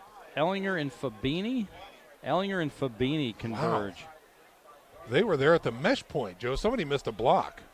Yeah, they were there. They could have taken the handoff. So a great tackle that time. Huge, brings it back 3rd and 13 now. Back at the 35-yard line of Homestead.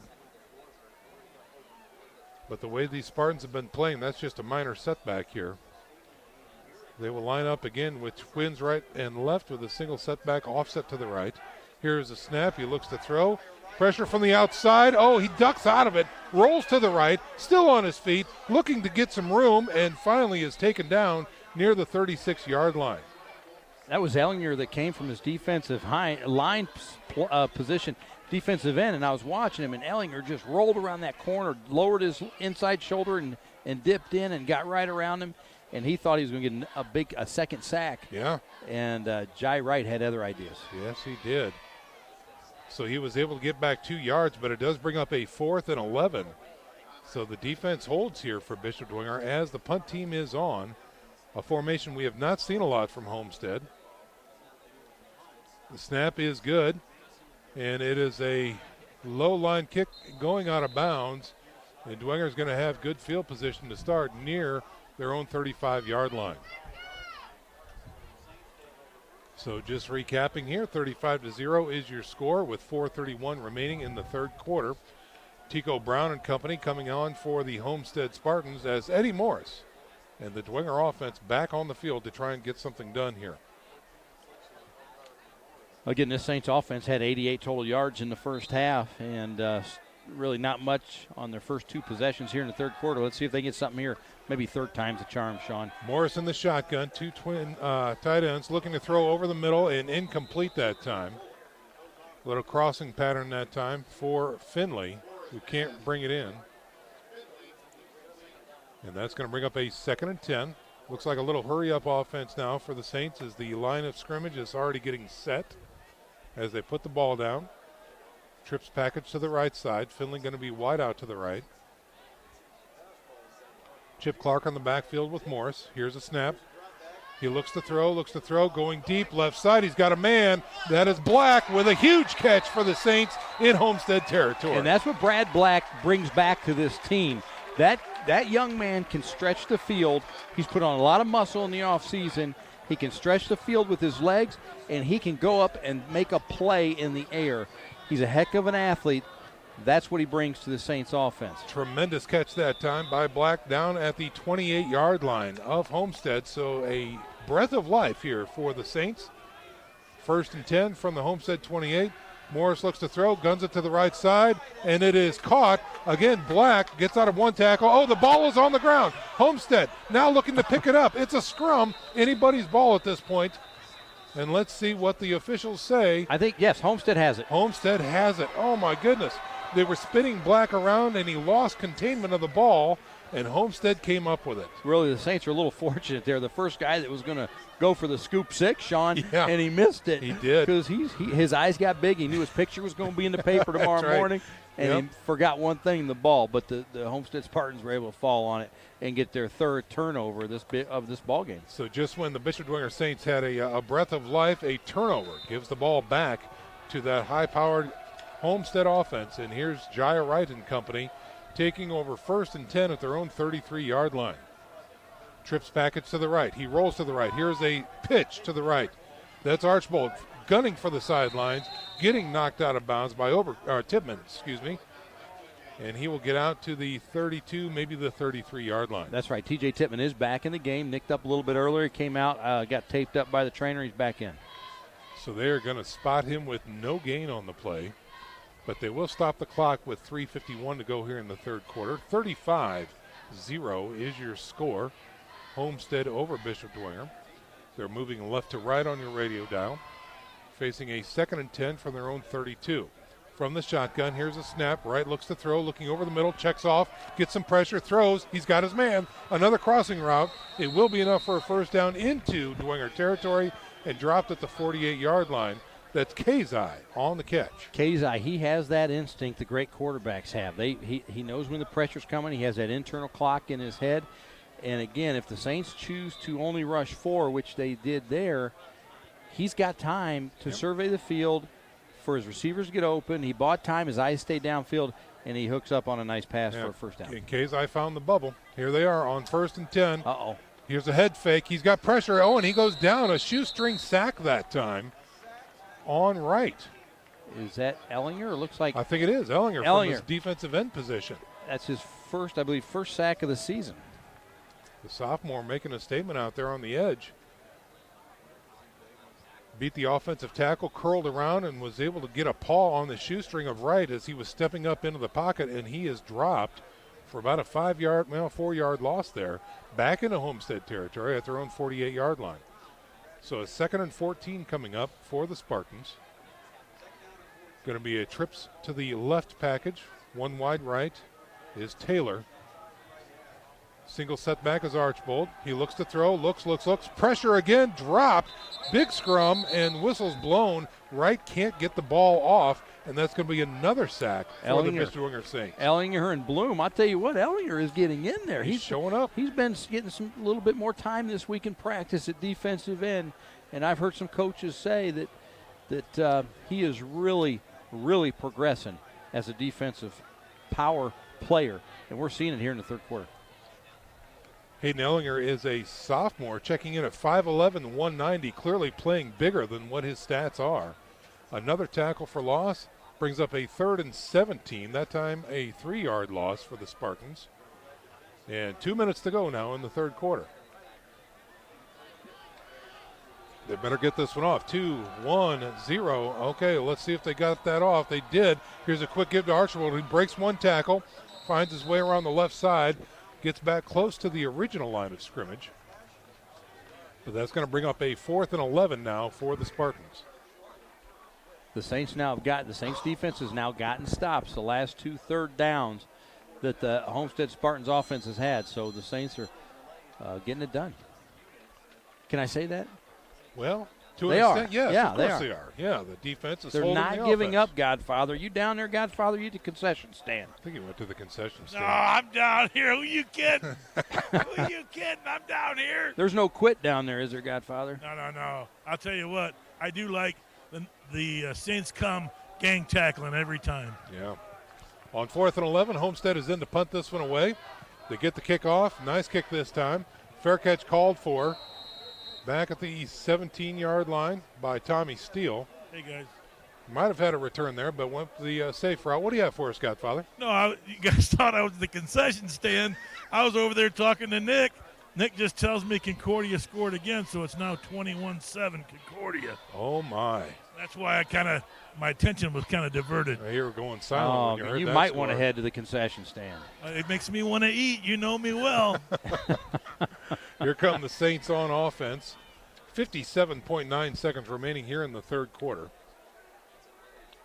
Eddie Morris in the shotgun with a single setback. Twins right and left. Ball at their own 17-yard line. He looks to throw on first down. Throws it out to the flats, deep flats, going for Chip Clark out of the backfield and incomplete and overthrown that time. Looks like we might have some clean jerseys on the field for the Homestead Spartans. Yeah, you can say that again, but Tico Brown's still in there, Oh, right in he's the still middle in of that there. defense. Yeah. Braden Melchi, number 43 in coverage there for Homestead. He is a junior, 5'10", 145.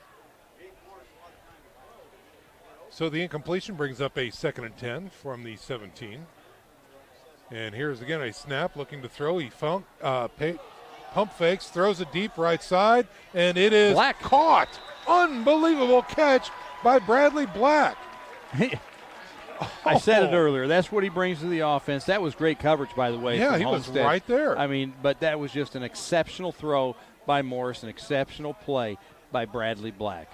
Wow, all the way down to the 45-yard line for the Bishop Dwenger Saints into Homestead territory. You know, I was going to say, none of the Dwenger receivers tonight have ever been wide open. Yeah. The Homestead defensive backs are with them on every play. And here's a snap on 1st and 10. Morris, flush from the pocket, throwing, gets tackled. Might fall forward for a small gain out to the 44.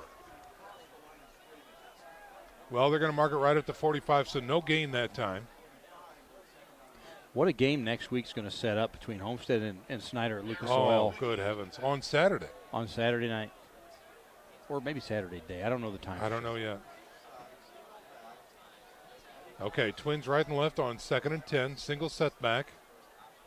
Morris in the shotgun. Here is a snap. Trying to get something done. Looks to throw. Flushed out of the pocket. Rolling. Still carrying it like a loaf of bread. Finally puts it away and knocked out of bounds inside the 40 to the 38-yard line.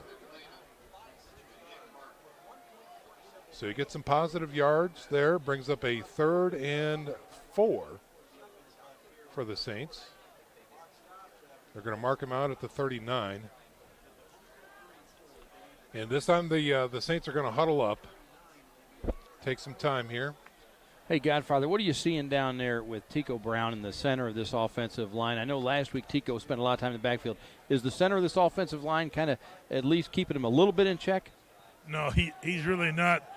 Like we said earlier, sometimes he's being double and triple teamed down here. There's a double team right there, and they missed him. On 3rd and 4, here is the pitch to Ellinger down the sidelines. The flag comes out, and he races down inside the 10 to the 7-yard line. So about a 30-yard gainer that time for Ellinger on the pitch from Eddie Morris. Found the seam and raced down the sideline. The flag came flying in behind the play. I see some of the coaches' reaction for the Bishop Dwenger Saints here on the sideline. It's going to be against the Saints. Yeah. And let's see what they have here. Here comes the white hat with the hold, or the call, I should say. That will do it for the end of the quarter. It is a personal foul against the Bishop Dwenger Saints. No call yet as to what it was. But it looks a personal foul, and I see the referee over talking to the coaches of Bishop Dwenger, and he's doing a motion like somebody threw somebody down. Okay. It was behind the play. You can't do that now. I mean, No. Again, some of the rule changes, you cannot block somebody that's not involved in the play. They did away with that. So it could have been one of those rules we see here tonight. So from the spot of the foul, which appears to be the 24-yard line. 15-yarder. They called a personal foul. Oh, sure. Yeah. So that should take it out to the 39. Yeah, that's where they put it. About where they started. And so that's going to bring up a 3rd and 4. But we are going to switch sides. That's the end of the quarter. 35-0 is your score. And we're going to step out for a 1-minute break. This is SAC football on Redeemer Radio, 106.3 FM. Save money, save energy, and make your home more comfortable. Just call Momper Insulation to re-insulate your existing home. By adding insulation to ceilings and attics, sidewalls, crawl spaces, and basements, your home will stay warmer this winter, and you'll see a noticeable drop in your energy usage. And that translates into savings. Insulation is all we do at Momper. Expert installers and the best materials mean no gaps, no leaks, and no wasted energy. Call Momper Insulation today at 432-7543.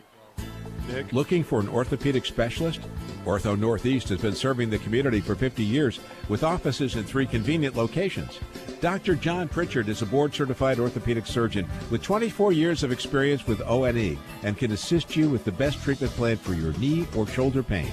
Dr. John Pritchard is looking forward to meeting you and helping with all your orthopedic needs. Call Dr. Pritchard at 260-484-8551 or online at ortho1.com. All right, we are now live in 4th quarter action right now, and it looks like a 3rd and 4 coming up for the Bishop Dwenger Saints after the penalty is assessed back at the Homestead 39-yard line. Morris is in the shotgun, and there appears to be some confusion on the Dwenger sidelines. That was a 48-yard difference in that penalty. Sure. From where the spot of foul was, the long run by Ellinger and bringing it back 15. Now I got a man in motion here, and they give it to Finley, who now on the counter rolls through the line, falls forward to the 35-yard line, going to be very close to a Saints first down. And will they give it to him is the question. And they 4th down. Do not. They mark it just shy of the 35-yard line. Offense decides to stay on the field. And it looks like Morris is going to be in the shotgun with a single setback. 2 wide receivers left, 2 wide receivers right. Morris now under center. Here's a snap, pitch to Clark. He's hitting the backfield, nothing. Tackle for loss, and the play blows up, and Homestead denies the Saints again. Wow. That play didn't look good. Not at all. Eddie Morris looked like maybe Clark should have been doing something else, and the pitch took forever to get to Clark. And by that time, this quick defense of Homestead was there waiting on Clark. Turnover on downs. So the Saints start the 4th quarter poorly as they turn over on downs and give the ball back to the Homestead Spartans. My stats are not official, obviously, but I don't have the Saints converting on a 3rd down or a 4th down yet tonight. Wow. 1st and 10 for the Homestead Spartans. From the shotgun is Wright. Gives to the tailback, bounces it out to the right side, and tackled by a linebacker. That is Finley out there, I believe. Yes. And he's going to gain about 3 that time, bringing up a 2nd and 7. I think we're going to see a lot of zone read runs here, Sean, in this 4th quarter. Keep the clock moving.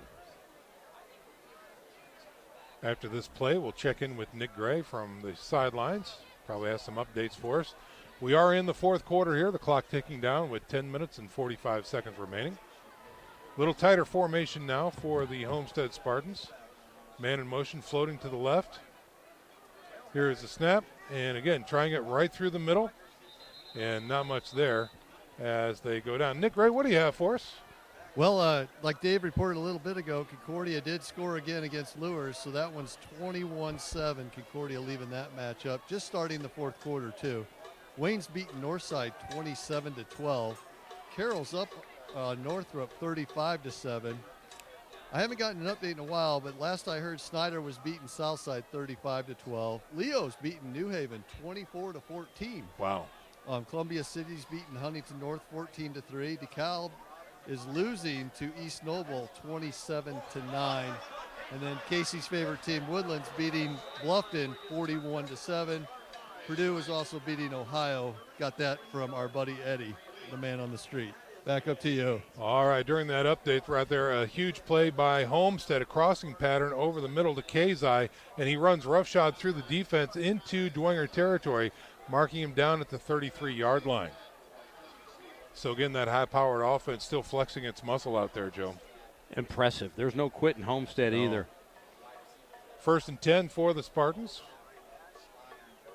Working off the right hash mark as Wright looks back over to the sidelines. He's going to have a wing to the right and a back offset behind him to the left.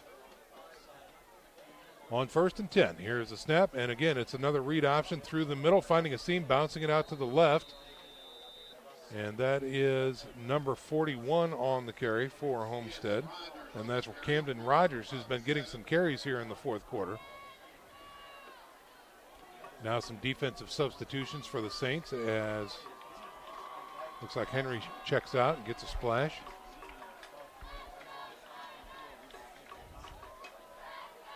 Second and 5 coming up now for the Spartans.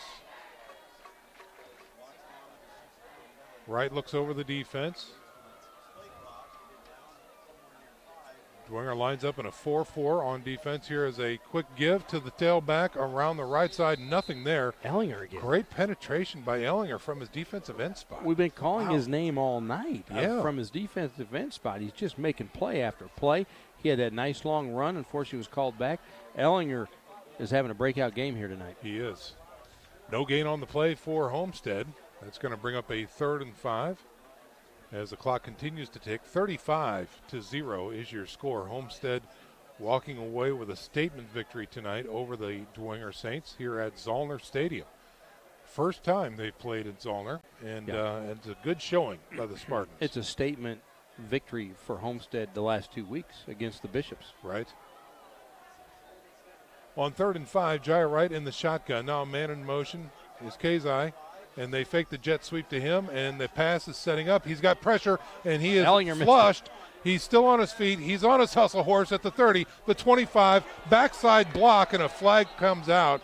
That is going to be a massive that's a flag. Yeah. Yeah, you can't do that. Boy. That lookout block. Yes, that's what I was looking for. Yeah, the lookout block where a Saints player is running to make a play and gets blindsided by a blocker. You can't do that anymore. Illegal. No. Flags came flying everywhere, and I think that was Patrick Finley that just got declated. Right. Yeah. Godfather, do you see if that is that 49 down there for the Saints? Put your headset on, Godfather. Is that 49? I can't see. Okay. He's down, and he just got stepped on by Coach. Coach Schwarzkopf's out there giving a piece of his mind to the officials, and he was walking backwards and almost tripped over Finley. No, listen, and that's what I was going to tell you. Coach Schwarzkopf just went nuts on the official. And I didn't know that's why I took my headset off to hear what was going on. Oh, okay, sure. But he did not like that block. He says, if you don't do this, he said something I couldn't hear. He was upset. I think he was defenseless, and he got hit. He did. He was defenseless. Yeah. Oh, sure, yeah. And boy, Coach Schwarzkopf, defending his players as he does. You know that. He's going to go to battle for his players. All right, so the officials are still huddled up there near the 25-yard line. It is called a personal foul against Homestead with an ejection. Oh, they ejected. I believe that was Taylor, number 89. Wow. Hey, guys. Now Zolman's coming out on the Zolman's field. Coming out, yeah. Oh, Godfather, what do you have down there? Now, that must have been what Coach Schwarzkopf said. I don't know, but he said if you don't eject him because he was defenseless. And now Coach Zolman is out. out. Coach Zolman is out. Oh, now he's getting into it with the official. Boy. Yeah. Well, Boy, because when you're thrown out, aren't you thrown out for next week too? You are. In high school, you are. So against Snyder, they're going to be without Taylor. I believe it was 89 Taylor who got ejected, and that's probably why Zolman's pleading his case, because he doesn't want to lose him obviously for this game, but surely not next week at Lucas Oil. Of course. Well, the kid should be able to play. That's what he's thinking. Say, oh my. Well, it's a new rule this year, guys. Okay, right? He broke the rules. It was a cheap block, but was it? Do you eject a kid for that? I don't know. It's a new rule this year. I don't know. I just don't know. That one will be talked about for sure. And another flag comes out now on the far side of the field, and this might be against the sidelines for Homestead. Could be an unsportsmanlike against the bench over there. Right. Bench violation. And that is going to be a bench. Sideline warning. Sideline warning against Homestead. Wow. So tempers flare on both sides of the ball after the huge penalty against Homestead. And now we reset. 7:38 to go in the contest. Homestead with the ball. I'm sorry, Godfather, did you see who made that block? Was it 89? Was it Taylor? No, I was watching the runner. I apologize. Okay. I don't see 89 out there. No, I see 88 out there, the clean 88. jersey. Right. We'll have to see if we can get an update on that. But here is Homestead now, facing a third and about a 17. Jai Wright decides to keep it on a read option, and he is going to get hit from the backside after getting some good yards close to the 26-yard line. Ellinger again. Yeah. Great pursuit by the Saints defender. But a good read by Wright. Yes. Getting them back in business. They're going to be facing a 4th and 4 now. Hey, guys. From about the 26. Godfather, what do you have? Yeah, I think it was 8-9. That's the word on this sideline, that 8-9's out. Okay. And boy, he's a big player for them. He is an impact player. And he deserves to be at Lucas next week. Doggone it. 4th and 4. The offense is still on the field. Jaya Wright for Homestead looks over the defense.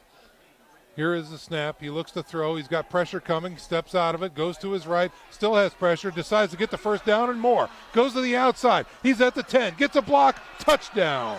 A 26-yard scamper by Jaya Wright with 6:42 to go in the contest. Wow. Jaya Wright is impressive. Oh, wow. I hate to say this. I know the defense has been on the field a long time for the Saints, but he was running by guys. Yes. I mean, there were guys just falling down all around him trying to get to him. This Saints defense has been on the field a long time tonight, and it showed right there when they tried to catch Jai Wright. So on the 26-yard run by Jai Wright, the score now 41-0. Homestead on top of the Bishop Dwenger Saints. Gunnar Fry in for the PAT. The kick is up, and it is good. He is perfect on the day. 42-0 is your score, and we have a 30-second break on our hands. Stick around, folks. SAC football right back at you after this 30-second break. You're listening to Redeemer Radio, 106.3 FM. Are you suffering from chronic pain, had a knee replacement, an athlete injured in a game, or you tweaked your back perfecting a golf swing? Choose Indiana Physical Therapy for all your needs. IPT is a cost-effective provider that accepts all insurance plans. We offer the highest credentialed staff in the area, and we're open 7 to 7 to see you the same day you call. Find 17 Indiana Physical Therapy locations near you, and we'll get you back to work, play, and life. Celebrating 29 years, Indiana Physical Therapy. Call 260-209-2464 or visit indianapt.com. Back at Zollner Stadium here. This is fourth quarter action where the Homestead Spartans on their way to a huge victory over the Bishop Dwenger Saints. The score 42-0 at this point. And we are looking at an update. Finley, the sophomore for Bishop Dwenger, was the player hurt on that huge penalty, and the trainer has taken his helmet off and set it on the bench. And for all intent, that means he is not coming back into the contest tonight. He is done for tonight, so we'll keep an eye on that. Hey guys. Godfather, what do you have for us? Well, with 4-9 out, they didn't have anybody deep. I thought 4-9 was our deep man. He was. Yep. He sure was. Yeah, and they had to scramble. Yeah. This Homestead team will confuse you. Yes. They'll put you in a state of confusion. And here is a low liner taken by the deep back for Bishop Dwenger, winding his way through the middle, setting up behind the big wall, and a nice push out close to the 30-yard line. Hey, guys. Godfather, what do you have? I don't know if it's me or what. I was just trying to say the facts, and I said this Homestead team will confuse you. The ref just busted up laughing. I don't know if it's me or what. Let me make the jokes. All righty. Just a reminder, folks, Tailgate Talk next week at 6 p.m. here on Friday night, followed by our Game of the Week coverage. It will once again be the Bishop Dwenger Saints taking on the Carroll Chargers. And what an interesting game that will be to see how the Saints can recover from this, honestly, shellacking that the Homestead Spartans have given them. But it's all coming to you right here next Friday night. Tailgate starts at 6, followed by our Game of the Week coverage right at 7. Here is an option to the left side run by Eddie Morris. He decides to keep it, and a good decision that was. More than enough for a first down out to the 42-yard line. So they move the chains with 6:28 to go here in the game.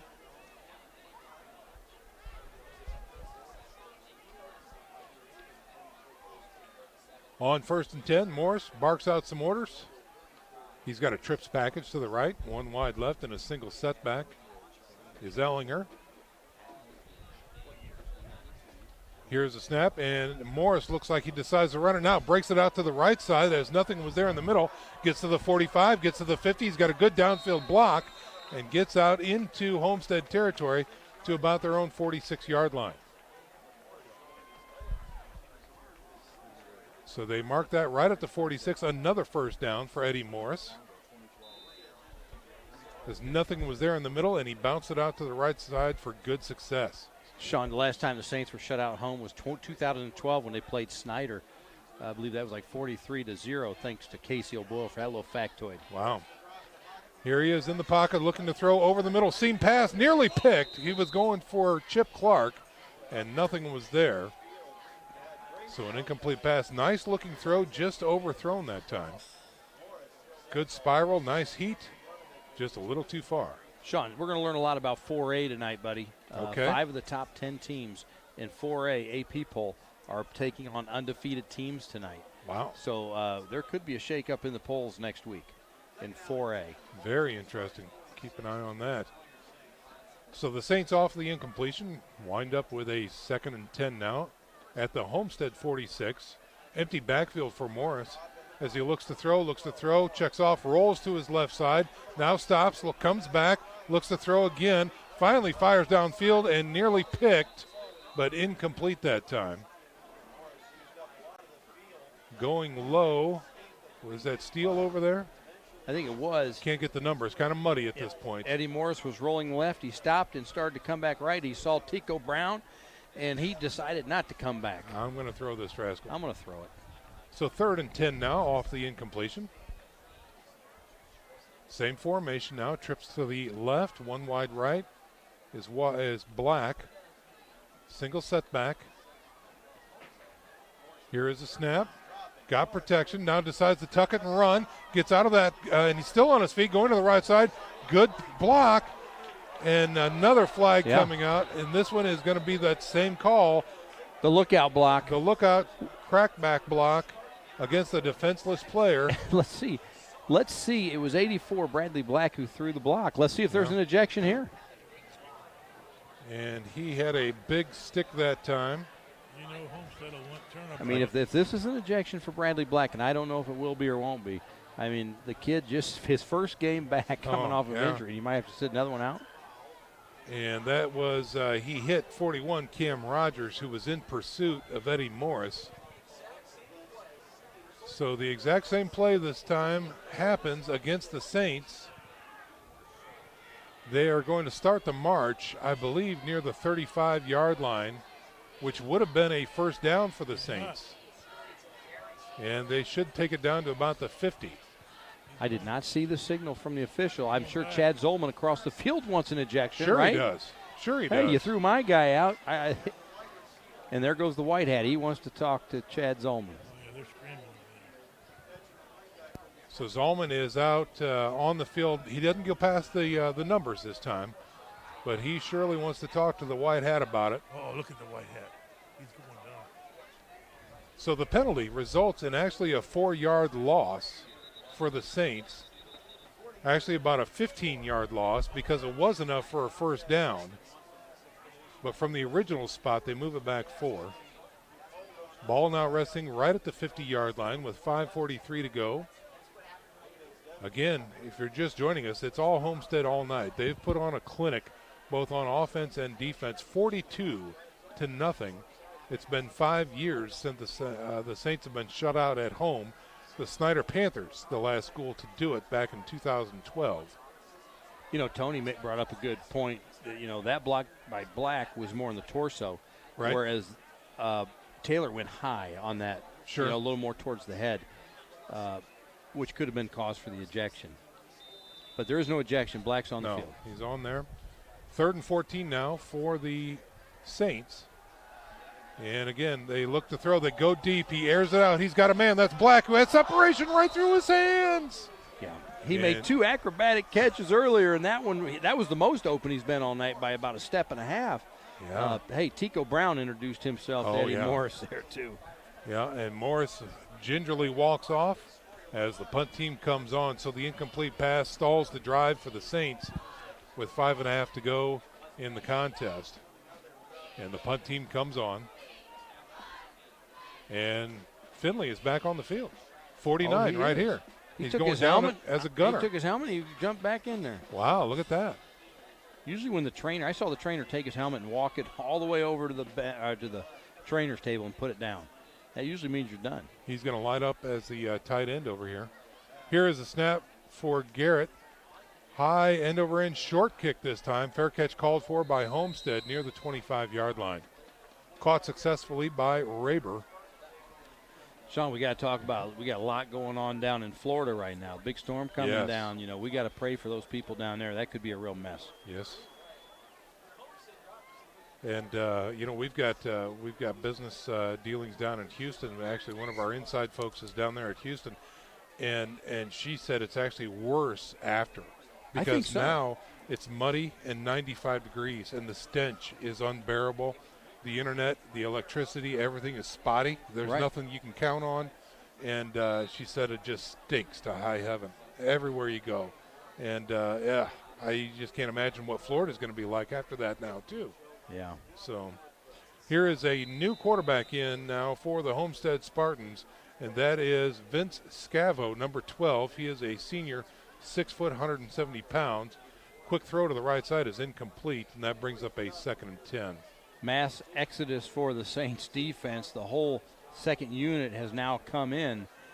There is not one dirty jersey left out there, Sean. On both the offense and the defense, it looks like. So with under 5 minutes to go, it looks like it's time to get the pups in there and get them some reps. Here's a jet sweep to the right side, run by number 5. That's Aiden Vashon, the junior, 5'8", 150 wide receiver. And he's going to get knocked out of bounds near the 32-yard line, bringing up a 3rd and 4, long 4, for the Spartans. Well, again, if you're a Spartans fan, you've got every reason to love this game. And, again, look forward to next week as well as they play Snyder down at Lucas Oil on Saturday. A very strong showing this season for Homestead to begin as we reach the mid-season mark next week. It's hard to believe. Oh, so fast. And here's a quarterback draw through the middle, and he's going to get stopped short of the first down.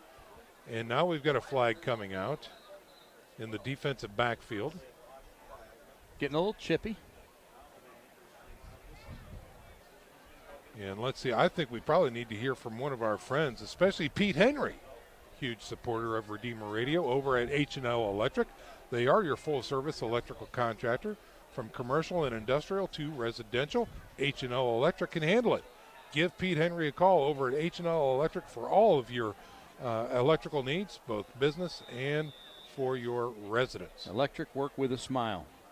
and a great deep voice. He is the public address announcer for Bishop Dwenger basketball, Pete Henry.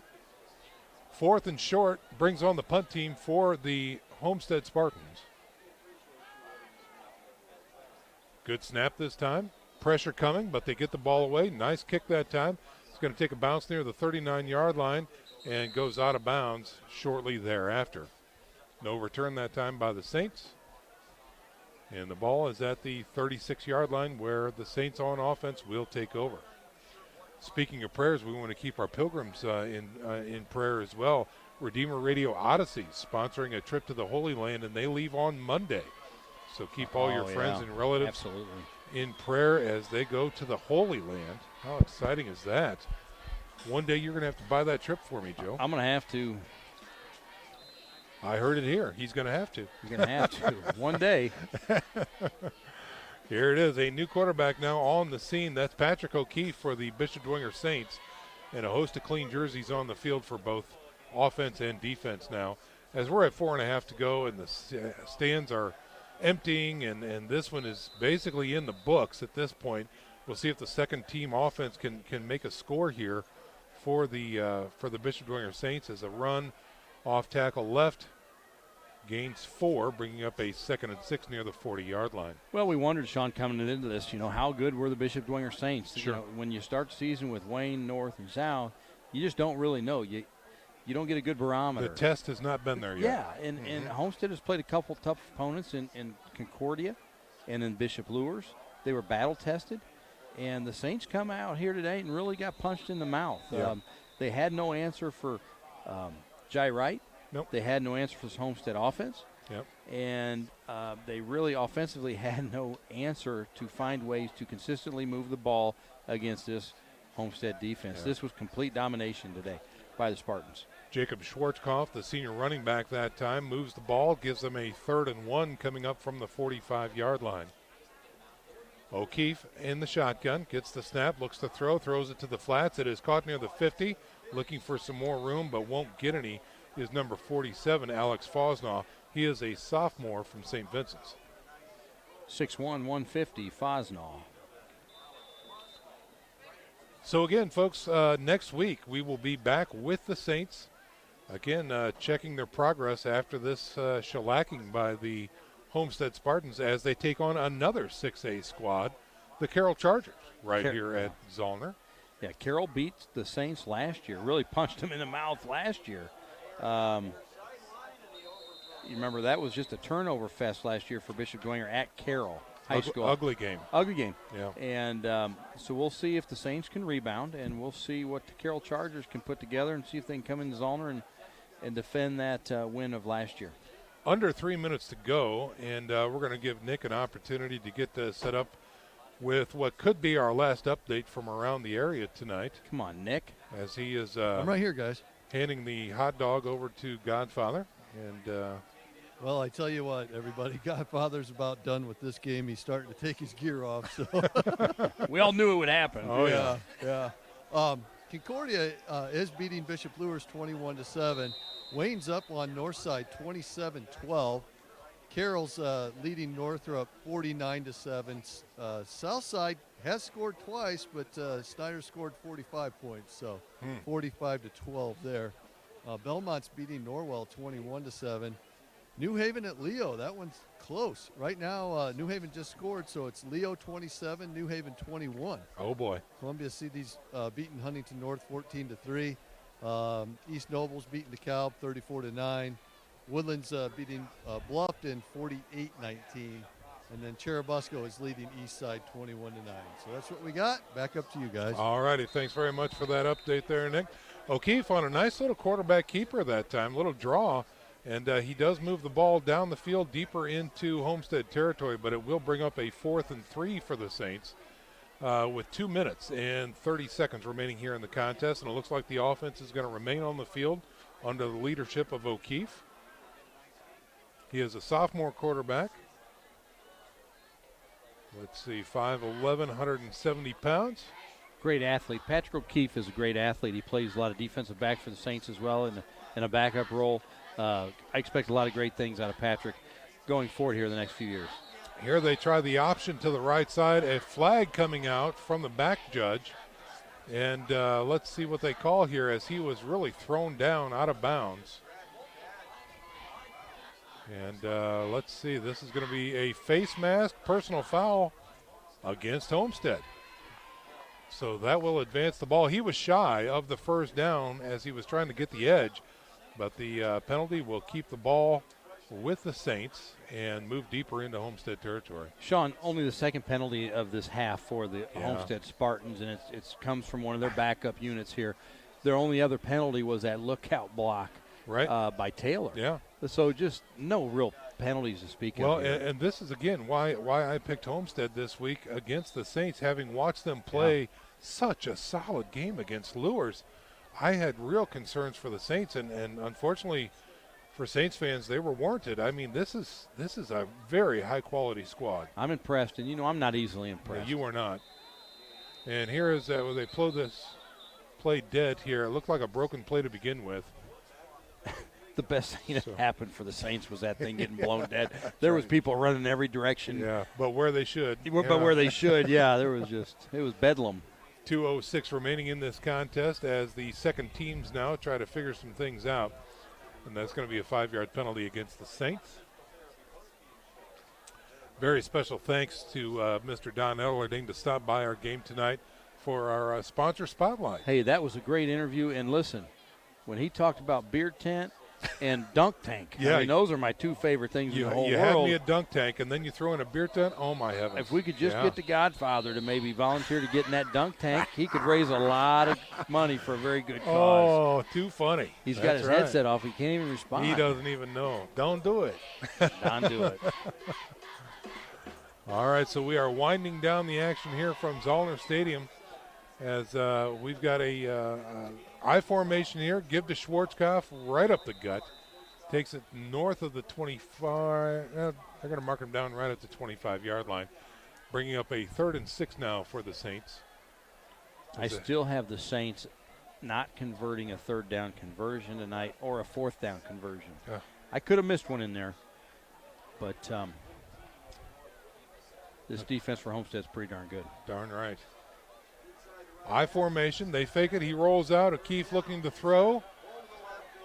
Sets up, going deep, and nearly picked, but incomplete that time. Great coverage by the Spartan defense again, as the Saints can't connect, and that's going to bring up a 4th and 6 from the Spartan 25. Stopping the clock with a minute to play. Well, again, not much to talk about here from the Spartan side of things as they've come in and played a nearly perfect game, but a lot to talk about for the Bishop Dwenger Saints as again, they had no real rushing attack. Well, they didn't really have much to talk about at all. They had a few bright spots, Joe, in the long ball because Black is back and was able to get a couple passes done. Here's a fade to the end zone, nearly picked off and incomplete as the receiver stopped his route. And there it's going to be a turnover on downs. You'll have that. Yes, you will. One would think that the Homestead Spartans will just take a victory formation here with 54 seconds remaining in the contest, and that might be about it. So,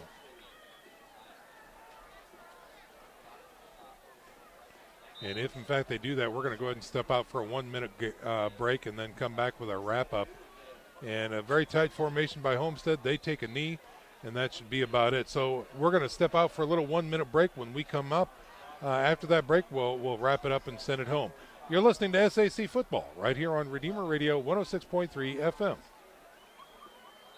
What you do for work matters. Finding the right job can be a challenge unless you have the help of a local job search partner that has strong relationships with area employers. We are Spherion Staffing, built on helping talented individuals find rewarding office, call center, light industrial, and professional opportunities. With Spherion, you'll have the immediate interest of top employers who trust their workforce needs to us. Discover the Spherion difference. Call us at 496-9900 or online at Spherion.com. Make a difference in your life and others by joining. Every great team has focus and talent, and at Parkview Sports Medicine, our focus is on you. From performance training and nutrition counseling to orthopedic surgery, athletic rehab, and more, Parkview Sports Medicine's got you covered. You can trust us to bring together today's top experts in sports medicine to improve the performance and treatment of athletes like you. Go to parkview.com/sportsmedicine to learn how we can help you and the athletes in your life be your best. Parkview Sports Medicine. Upgrade your game. Ladies and gentlemen, reporting a final here from Zollner Stadium. The Homestead Spartans have come in and shellacked the Bishop Dwenger Saints 42-0. The last time the Saints were shut out at Zollner Stadium was back in 2012 at the hands of the Snyder Panthers. So again, that's really going to do it for our coverage. A very complete game, Joe, by the Homestead Spartans. And a huge game for them next week as they go to take on the Snyder Panthers down at Lucas Oil. Very impressive performance by the Spartans, their coaching staff. I'm just impressed by everything Homestead right now, Sean. I really am. It's going to be a little tougher next week taking on Snyder without Taylor. Yes. You know, he was their leading receiver as far as touchdown receptions go, and just a dynamic player and target for Jai Wright. So anyway, the Saints have to regroup. They have some work to do. Now they know where they stand. Sure. I don't think they really knew where they stood coming into this contest. Right. Now they know. They've got some work to do. Yeah, they surely do. So the 4A division for the IHSAA is really going to take a shakeup this week. So it'll be interesting to see where the poll numbers fall out and everything that happens in the 4A ranks here as the ranked Bishop Dwenger Saints fall 42-0 against the Homestead Spartans tonight. That's really going to do it for our coverage tonight, ladies and gentlemen. We have a few breaks coming up here that we'll get in, along with a closing prayer coming from our studio. Very special thanks to our chief engineer tonight, Sean Lathrop, back at the station for keeping us on the air. And very special thanks to SummitCitySports.com for live streaming tonight's broadcast here on Redeemer Radio as well. Jake doing a fine job from the crow's nest up top. On the field tonight, we had our Associate Executive Assistant Producer, Mr. Nick Gray, the godfather of football, Dave X. On stats tonight, up here in the booth was Tony Lay. My wingman tonight was Joe Wharton. Saying so long is Sean McBride, wishing you all a good night.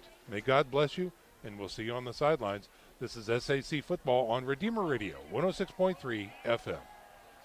How do you design one of the most advanced ERs in the country?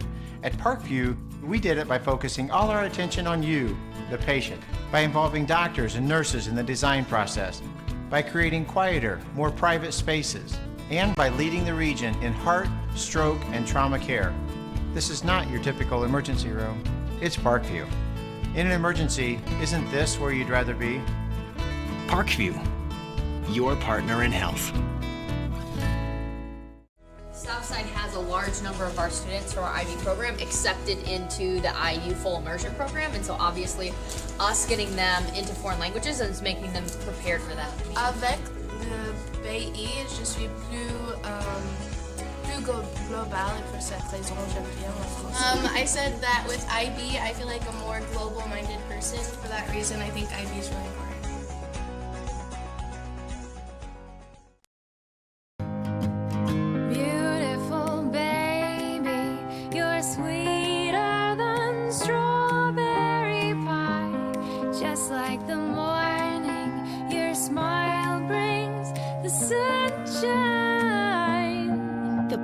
Family Birthing Centers, with everything you need for baby, plus birth planners, expert physicians, midwives, and more for you. I'm a Parkview mom. You can be too. Learn more at parkviewmom.com.